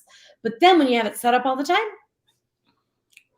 you lose something. It's really interesting. So I'm trying to work that out. It's very hard, but anyway, I'm sorry because Crystal is blind and she doesn't know what was said. It sounded like anyway. So I'll get to that in a minute. But I think I have ADD. I'm sure I do. Let's get it together. Come on. The funny thing is we joked about the Tinder, the dating apps, and my wife, and whatever. My wife is just like Louise.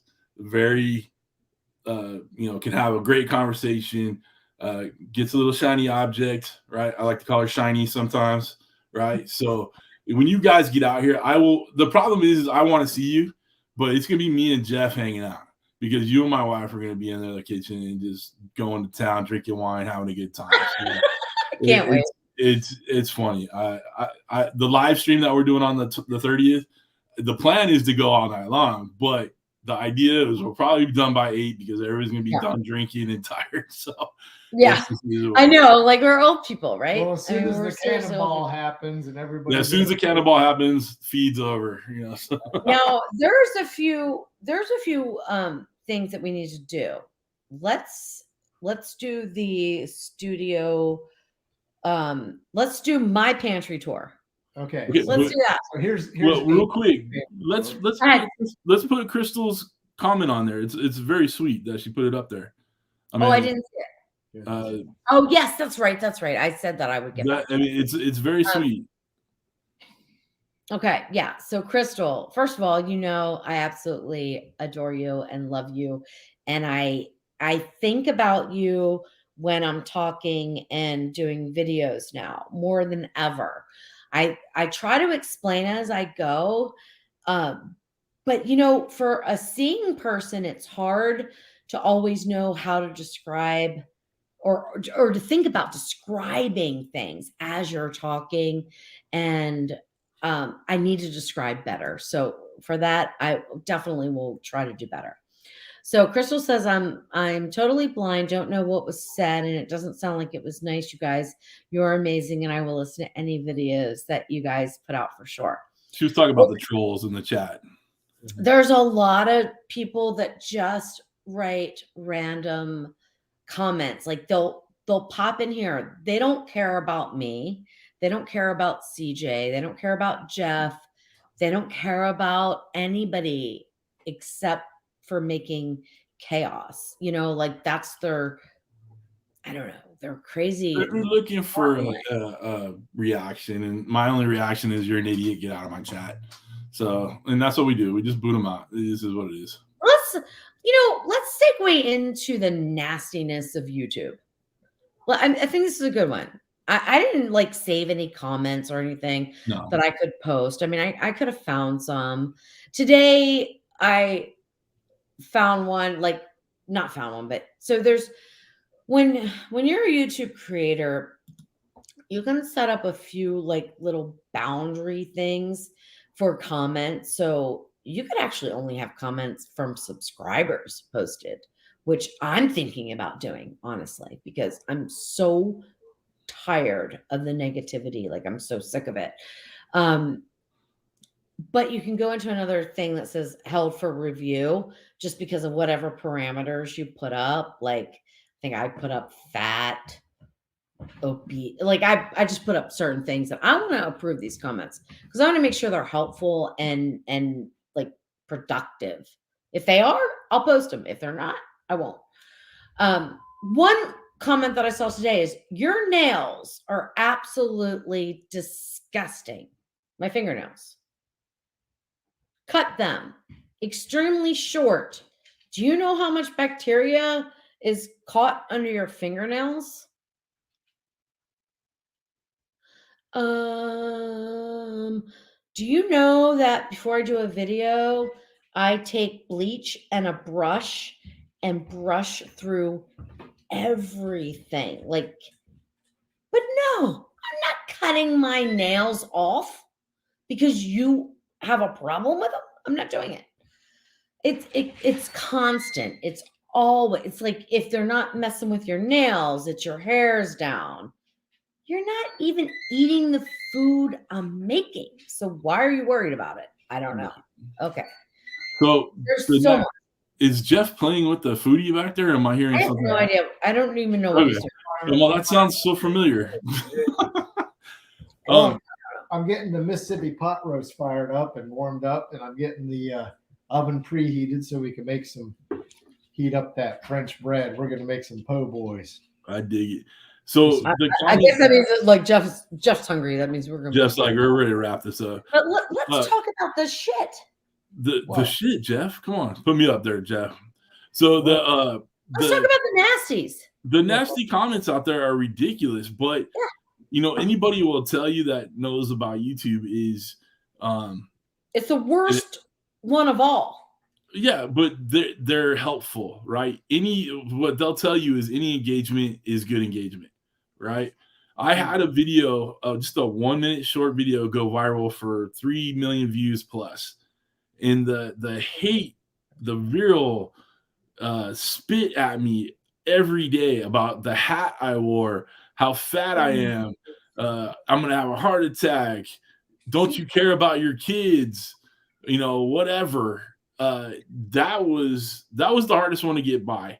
That was the worst one. I get some random kind of dickish comments throughout, you know, the month or whatever, but that was tough to get through because people, you know, these weren't people looking for food recipes. It just somehow got in their feed, and these were kids, gamers, whatever. You know, how's that diabetes going with you? Like, just fucking assholes out there. And well, first of all, what's hysterical is, like, I get them too. Like, sugar causes diabetes. Nope. Yeah. Sorry. Yeah, the ignorance out there. 29 years. Nope, that's not how it works. Yeah. Idiot. But the ignorance is real. But, you know, for me, I will just you know, I'll delete some comments that are, if they're just way out of left field, that I don't want my other subscribers reading those comments, because you get some cuss words, innuendos, race stuff, whatever. You don't want that on your deal. So I'll delete those. But if someone's saying, like, I cooked a steak wrong or whatever, I just say thank you for watching. You know, I give them a little comment back, like, because, you know, I try to answer all my comments. Before, I got to answer the comment right now. But now when I answer my comments, it's once a week or twice a week maybe, and I'll just sit down and go through them all. Because, again, as you grow, the more you get, right? So for me, I can't answer every comment right on the bat unless, you know, maybe it's like a specific question that I can get to right quick. Like, we're cooking right now. What do I set my foodie grill at? You know, then I'll probably jump on. But for the most part, you know, I'm answering them once a week. If they're a dickish comment, I will say, thank you for watching. That's it. I'm one bottle of wine down. I got the hiccups. Oh, nice. So it's pretty bad that people take their time to, like, put a comment on. So you watch my whole video, or I assume the most part, you watch my video, and then you take the time to make a comment. How freaking boring is your life that that's what you're doing with it right now? You're helping me make money by being a dick. So, like, True. to me, it's just funny. So let me ask you a question. This is really, really pointed question. What bothers you the most? The fat comments, you can't cook comments, or well, I know the random ones don't bother you. So do any of them bother you? The fat comments, not so much. I mean, I've been a big boy my whole life. I know. I'm like, okay, so I don't have a scale. Yeah, idiot. I know that. Screw you. You know, the funny thing is being a heavy person. Like, I've gained and lost hundreds of pounds over my lifetime, and I will still continue to do that. I was an athlete. I was not. You know, I've been happy. I've been sad. You know, it's just. When I played football, I went from high school to college, and they said you need to gain weight. I'm like, all right. So I gained weight, but they didn't tell you after you're done playing how to lose that weight. So I just been a big boy my life, right? So I don't care about the fat comments. I mean, again, thank you for watching, and I'll take that nickel from your watch. I appreciate it. Yeah. But when I don't know how to cook, I'm like, well, what's your channel? Like, what? Show me how it's done. You know, like. And so like a steak, I'll say is medium rare. No, that's medium. I'm like, well, is it? I mean, are you sitting right in front of me? Do you see, like, my camera might have a different shade than your TV? Yeah, like, you don't know. You don't know shit. So it's just one of those things. Like, I don't care. Like, I think it's funny when people try to tell me what I know to do. You know, I spend a lot more time cooking than you do, right? Not you personally, but the person watching, right? Maybe for the most part, I spend more time learning, cooking, whatever, right? I spend a lot of time. This is my craft, right? I perfect my craft. I've taken classes. I YouTube University. Like, I spend a lot of time. We recipe develop. Not everything we put on the screen, is just like, hey, I feel like today I'm going to make, Mississippi pie roast for the first time. No, I'm going to cook it, and I'm going to see how it's done. I'm going to see how I like it. I may season things a little differently than you, right? But this is the way, and that's what I'll put in a lot of my videos. Look, this may not be traditional, but this is the way I do it, right? So this is you try my way. You might like my way. Right. And you know what? I'm gonna add a little caveat here. Like, people complain about the length of my videos. Well, maybe if I didn't have to explain why I would use this over that, or maybe like if like 14,000 different things that never occurred to me when I first started. Like, comments, like, well, what? Like, oh, I have to explain all that, like why I'm choosing this. Really? No, we don't. But then people will bitch that you don't explain enough. They'll bitch that you're talking too much. You can't please anybody. And again, guys, if you're watching this now, you're watching on a replay. We are not boohooing ourselves. We don't feel sorry for ourselves. We are literally just telling you what we go through and what we see. Yep. All right. So like I said, it's behind the scenes. We are not, we know what we got ourselves into. We don't feel sorry for ourselves. Hey, but you know what? Deal with. What? Hey, but you know what? I've heard this. Well, you two put yourself out there, or, you put yourself out there. So you should be able to take all the hate and the obnoxiousness and the hurtfulness and all the comments and stuff. I did. I put myself out there, never knowing that people were so freaking mean. Right. So where my mindset is now, because I'll tell you, I've struggled with it. The first mean comment you get, the second mean comment you get, it's kind of like, ooh, I've made it. I'm successful now. I found the haters. That means more people are watching. I did a whole video devoted to my first thumbs down and bad comment. I know, I remember that. Yeah, it's but as you go through this process, like, you don't know, like, what I'm doing And then all of a sudden I'm reading these comments. Like I have to like make it a scheduled part of my day now. Where it used to be, I would wake up happy-go-lucky like the bunny rabbit, like the Energizer bunny, and I would get on my computer and I would do all the things that I needed to do, all of them, meaning answer all the comments on Facebook, answer all the comments on YouTube, answer my email, answer this, answer that, everything, then do all the other stuff that I need to do during the day. And I was like the Energizer bunny. And then one day it's like I woke up and I went to YouTube comments and I'm like, huh? What? What? What? Well, dude, Are it's people like mean? People are mean? when I look at that stuff, I think of when that old saying, like some people's children. Like, how do you find, like, would you like go up to a chef in a restaurant and be like, you suck as a person, you're fat, you're ugly, and you overcooked your steak, right? Like, just I call them keyboard commandos. They like to stay behind their computers in their mom's basements or whatever, and it's just funny. Again, it's fine. We're not boohooing ourselves, but to me, it's become kind of funny. It's shitty, don't get me wrong, but it's kind of funny when you step back and think about it. Like, why? Like, what are we gaining from this? But it messes up my head. Like, so maybe I'm not like, I don't know, but it hurts me. Like, okay. So let me just tell you what hurts me. You're obese and you don't have a control of your sugar. Whatever. I'm a nurse. It's fine. All those things that doesn't bother me. Even the you should have done it this way or you should have done it that way. I'm like, well, go ahead, try it your way because I've already tried that way. It didn't work. So whatever, just do your thing, ruin your food. It's fine. It's fine. You'll find out. You do it your way. It's fine. I did it mine. It worked. I showed you on camera that it freaking works. The thing that gets me is the food snobs.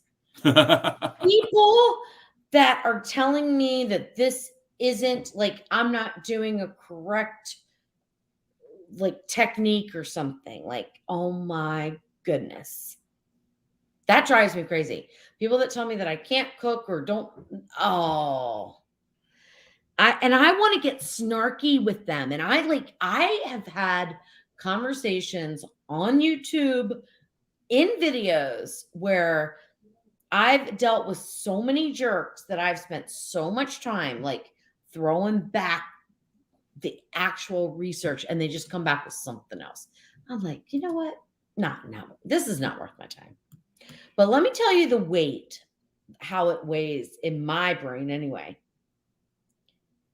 I probably get 98% beautiful messages.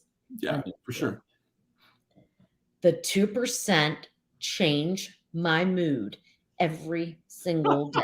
You have to remember they're 2%, and that's the world. That's not YouTube. That's the world. There's 2% of the world wants to bring you down. You just can't let them. This is the truth, though. So what do I do?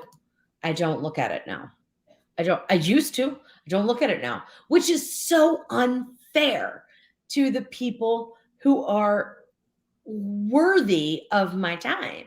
But I can't. For my own self-preservation, I have had to put YouTube on a very back burner as far as comments go. Right. Because it gets it. I can spend like 8 hours proving somebody wrong. What? Why would you though? Why would you? Why do you have to? That's what's so stupid. And I actually have a buddy that has a lot of subscribers, and homeboy got so tired of the vitriol hate that he cut his comments off completely. He does not have an option to put comments on. Yep, I thought about that. And the reason why I've thought about turning off comments on YouTube, all YouTube videos, is because A, who cares about the assholes? But B, the people that matter aren't getting my attention. They aren't being answered. They Right. aren't being helped. And that's my main goal. So if I turn off comments, that means that nobody will comment. They will have to be forced over to another avenue, like my email or something like that.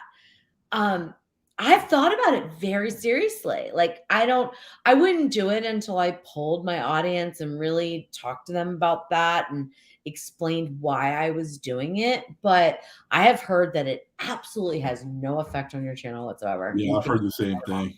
That's what he was telling me. All right, Jeff, what All we right, got next? so We got to start speeding this through. 2 hours here. We're gonna Rapid have fire, baby. we promised that we were going to show Louise's studio. So let's show that. We'll come back. We'll wrap this up really quickly. No more negativity because most 99% of everything that we've encountered is fantastic. And you guys, Yeah, for sure. And that's why we do it. You know what I'm saying? Like, Yeah. I'm here's- with you about the here's comments Louise's- too. Like, Oh, and also, you know what, CJ? I don't know if you know this or not, but there is a way where you can filter your comments so that you only respond to subscribers. yeah, And I've thought about doing that. yeah, Have you thought about doing that?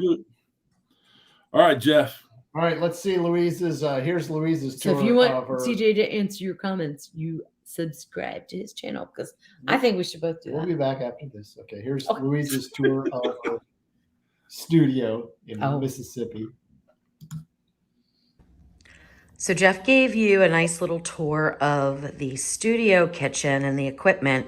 Now let me show you the test kitchen, or at least what I thought would be the test kitchen, which hasn't exactly worked out as I thought. So I have a bank of cabinets with long countertop space.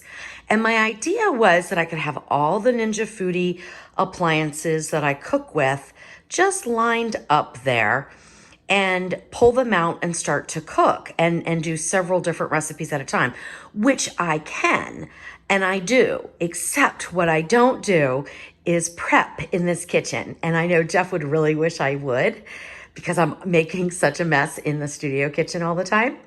But I don't have enough counter space. You can see I've got my bowl of chocolate and my butter out. That chocolate was used in a recent recipe, but it's still good and I can just reheat it and use it again.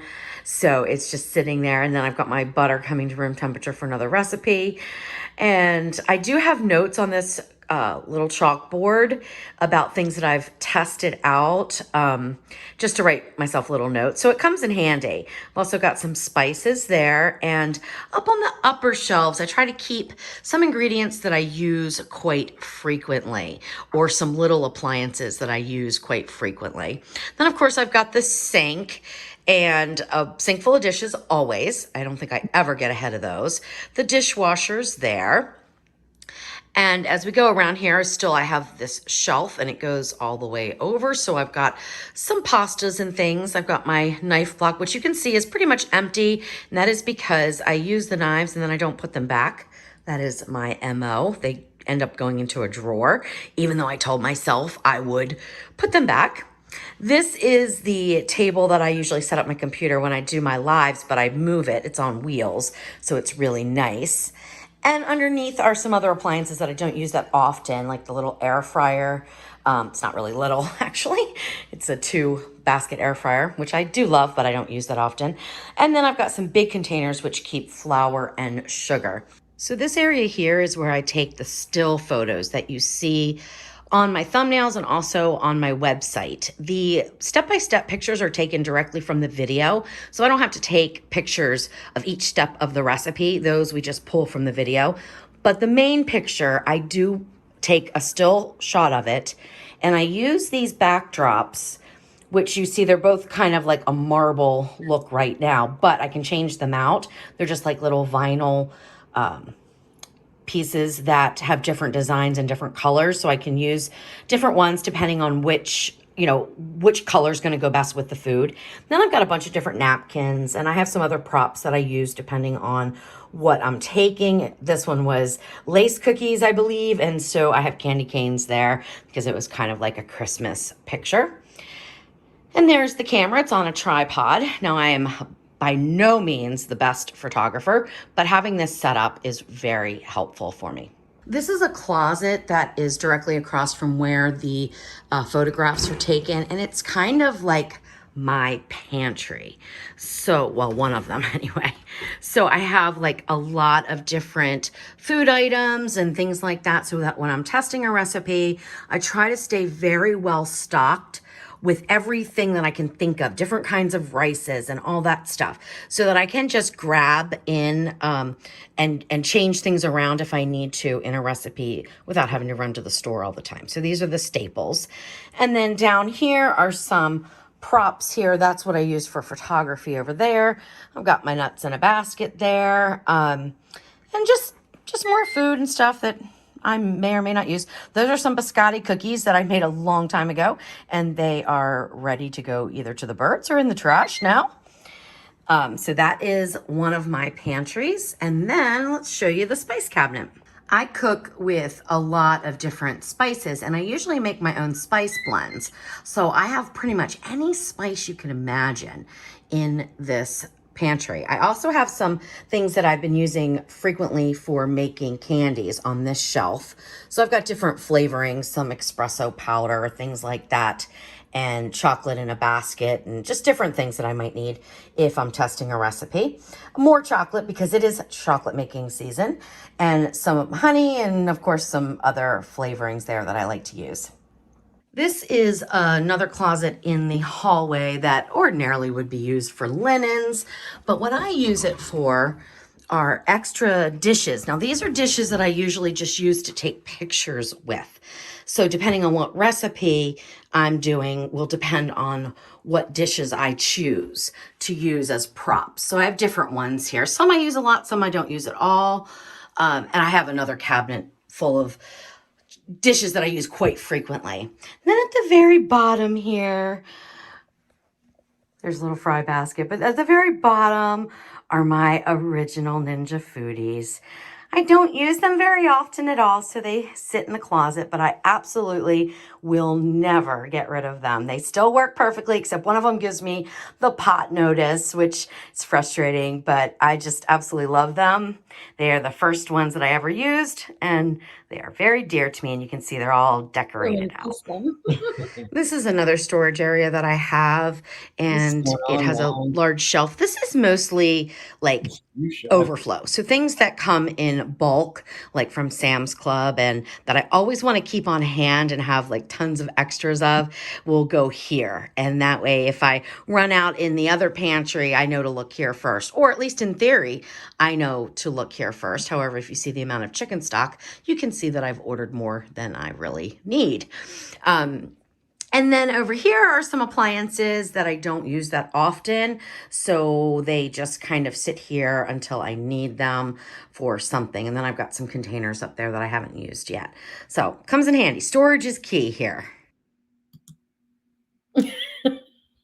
Okay, so I'm terrible at video, and there is like something that I really want to talk about, and I forgot during that long mess of me doing a video. It's horrible. CJ. Yes. What I do? We are going to meet I know. in how many days? 2 weeks. A week and a half. A week and a half. So 6, 7, 12 days. 12 days we're hanging out. So Jeff and I are flying to California because CJ is going to hit 100,000 subscribers on the 30th of January, not the 31st. I'm okay if it hits before. I'm not. No, okay. It has to be the 30th. Up there. It has to be. It has to be. Yep. It has to happen when I'm there. And you're gonna see ridiculous amount of tears, like just I'm like a baby, just crying, like sobbing like a little baby when I get there. So this has been freaking amazing. I feel like we need a part 2 though, just because I feel like Jeff has a ton more questions. He does. I do have more questions, and we might have some more video. I think Jeez. Yeah, we'll Should we a do? part 2. Okay, so let's ask the audience. Do we do part 2 or keep going?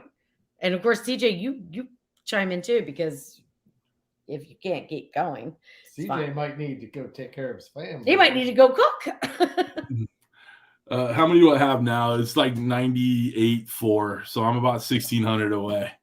So You got where am I at? 1,600. It better not happen before I get there, though. All right, I'll start unsubscribing people if they do. I'm in. Oh no, you won't. Oh no, you won't. Oh no, you won't. I'm.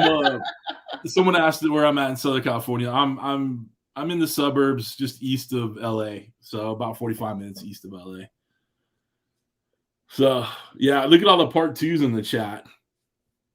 I don't know. part 2. We can do part 2. Thank you, Rich. I appreciate it. No sandbag. Talk about part 2. I think the part 2, I'd love to keep going. I really would, because like I said, like Louise said, we could sit here for 8 hours and chat. So I think a part 2 is definitely in line. Yeah. All right. Well, listen, I've got to have help from my friend. A little help from the friends. So the only time I could do it would be Wednesday. What, this Wednesday? This Wednesday. Yeah, I'm actually open this Wednesday now. All right. So I usually have a prior commitment, but it's worked out that I'm open. So we'll you guys, anybody gonna be around on Wednesday? I think we can set up another now. line. Tomorrow you can come into our. What are we doing? Tomorrow's Tasty Tuesday. Tomorrow's Tasty Tuesday. Now, do you? I mean, well, this is putting you on the spot, I'd but love to have CJ pop in. I mean, do you want to do a cooking, a co-cooking? Like, do you want to do cocktails and I'll do? I don't know if I can put something together between now and then, but I would definitely. Well, you could put together the drink you're drinking. Well, I'll put that. All right, it's right here. Like, hey, why don't you do this and why don't you do that? Well, I'm putting him on the spot, so we'll talk about this behind. Hey, how about I got a better idea? I'm going to contact CJ tomorrow morning, and he's going to give me the ingredients. And then, if you're able to, join us and kind of walk her through what you were thinking. Is it All right. Cool. Of cooking? Yeah. So CJ's going to give us the Tasty Tuesday ingredients. Oh, so CJ will give us the secret ingredients. Yeah. Well, what do you do? I mean, you gotta kind of give me a notion of what you have. No, it's not that. Well, you gotta go to the grocery store. It's not like you just like, I think you should make collard greens. Yeah, that's exactly what it is. You don't have collard greens. Get some of this. Get no, some of you this. just fire it off in one direction. She's gonna derail it. Anyway. Yeah, you fire it off to Jeff, and as long as true. he can find it at the grocery store, he'll My get it. job And is then to I'll shop. Your job is to create a list, and she'll. It is a foodie recipe. It needs to go in a foodie, right? No. But I have a good recipe for you that I don't think you've done yet. Oh. I have an idea. Yes. No, it doesn't matter. But I don't know. You know what? You can throw anything at me, and I'll cook it. It'll be fine. I think it'll be. I don't think you've done it yet, and it surprised the shit out of me that you haven't done it yet. So at least I don't think you have. So I probably have. I will come in tomorrow. All right, so Jeff will call you, so you can be available sometime between 7 and 8 tomorrow. So that's you don't have to be there for the whole thing. My time, right? Yeah, it's 2 hours earlier for you. Okay. Yeah. I'll hook up in the morning, and then Wednesday we'll do part 2 of this. We have some bloopers though. Oh, I got some more bloopers. Anybody want some bloopers? Here we go. So while Jeff is playing the bloopers, what I'm going to do is put the link for CJ's channel again in the comments. That's very sweet. I cannot explain to anyone how important it is to reach that 100,000. It's like, I don't know, Christmas morning times 1,000. And it's like, I am that good. I am good enough. It is such a validation point, and it makes the rest of what you do from 100 to 200 to 300 to 400 to 500,000 even be more valuable for everyone that's watching. So it's so important. I mean, it's so important. Share CJ's link. I am. That's what I said. I can't help it. Oh, Jesus. And the people that say, would you just stop talking? No. No, I'm not stopping. That is the answer to you. No, I'm not doing it. All right, blooper time. Stuffing is another great way to use pot and pot because obviously you could not put breadcrumb. Because obviously you could not put breadcrumb. Breadcrumbs? Like, it's not even a word. Okay. Oh. Because you obviously could not put.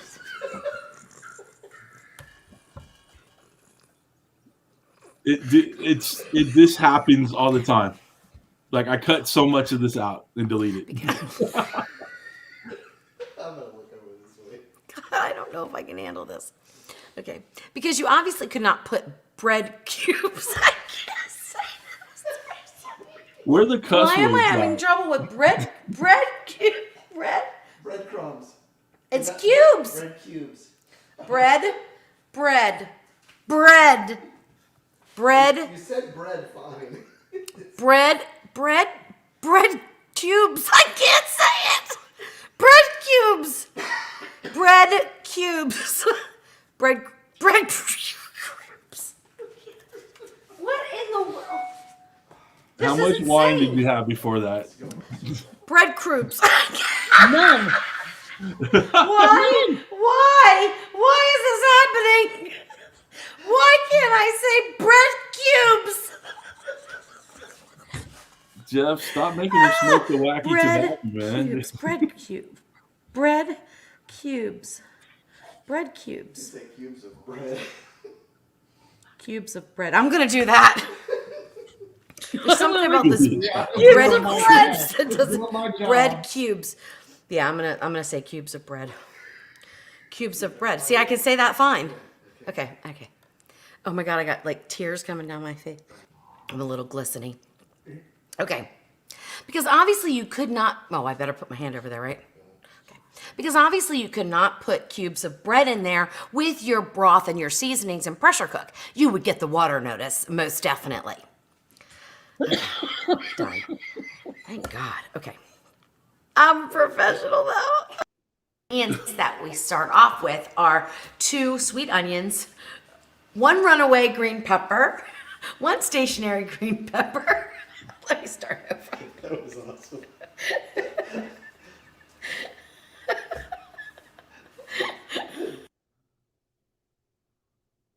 They're stored best in a damp paper towel in a plastic bag in the refrigerator. So what I do is I take some paper bags.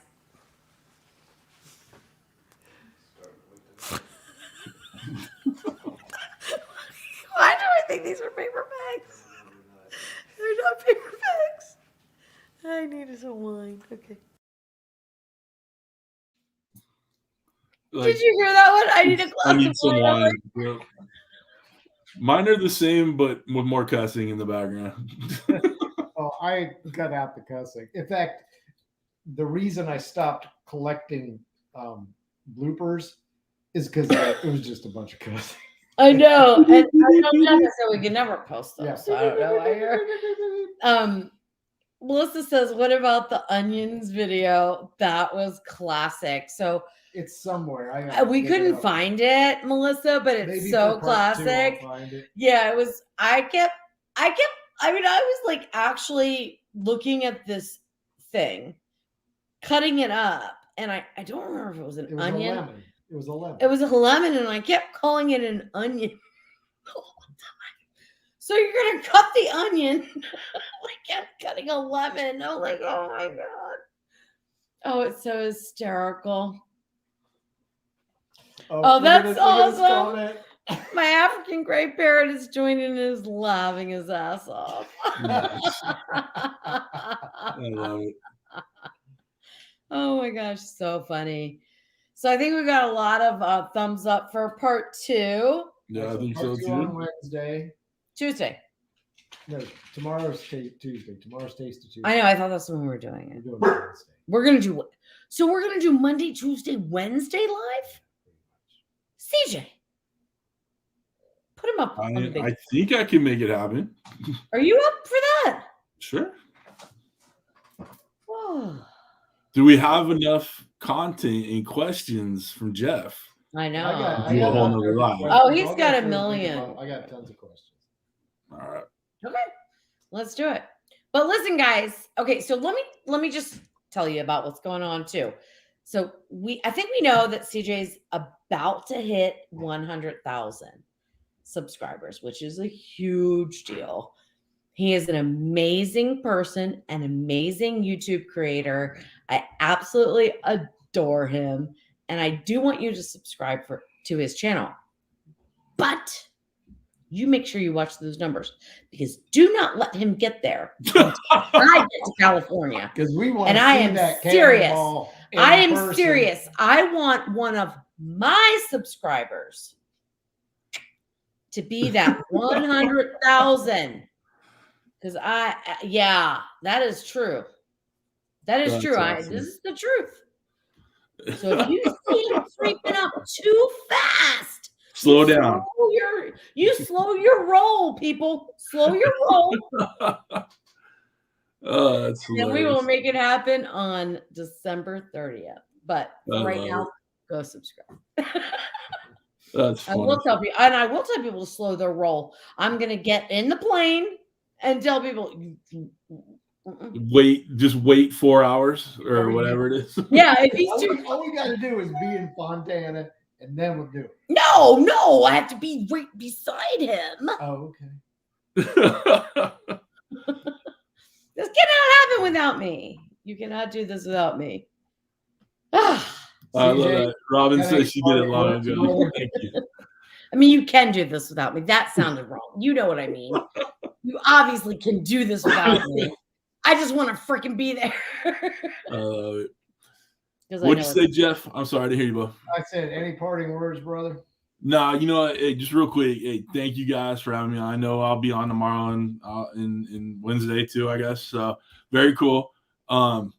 Thank you for everybody who subscribed during this. This was not necessarily, for a subscribe-a-thon from here. We actually been talking about doing something like this for a year now. Like we really did want to, get together on a live and kind of just go through our feelings of what, live's about, right? we have more to say too. Yeah. So, but thank you guys. I've seen a lot of people in the comments say they subscribe. Hey, I appreciate the support. I wish there was more I could say other than thank you, but thank you. So Jeff, Louise, I guess I'll see you guys tomorrow. Jeff, I'll talk to you in the morning. I have an idea. If you get all the ingredients, it's really easy, and you can use the foodie, and it'll take about half hour, 45 minutes. So you'll be all right. Awesome. Sounds good. All right. All right. Hope everyone had a great time. It was fun. We did not get to nearly all the things, but we did touch on good things. So, Definitely. and bad things. And I didn't cry though. Yeah. We talked about life. I'm going to have to cry at one point. We'll cry. Yes, I always do. Like I cry at the Folgers commercial. I'm telling you, a good commercial will get me going. I'm telling you. All right, Jeff, wrap us up, baby. Let's go. All right. The end. See you, people. Bye, everyone. Thanks, everybody. Thank you so much. Bye, guys. Stay tuned. Part 2 and 3 now.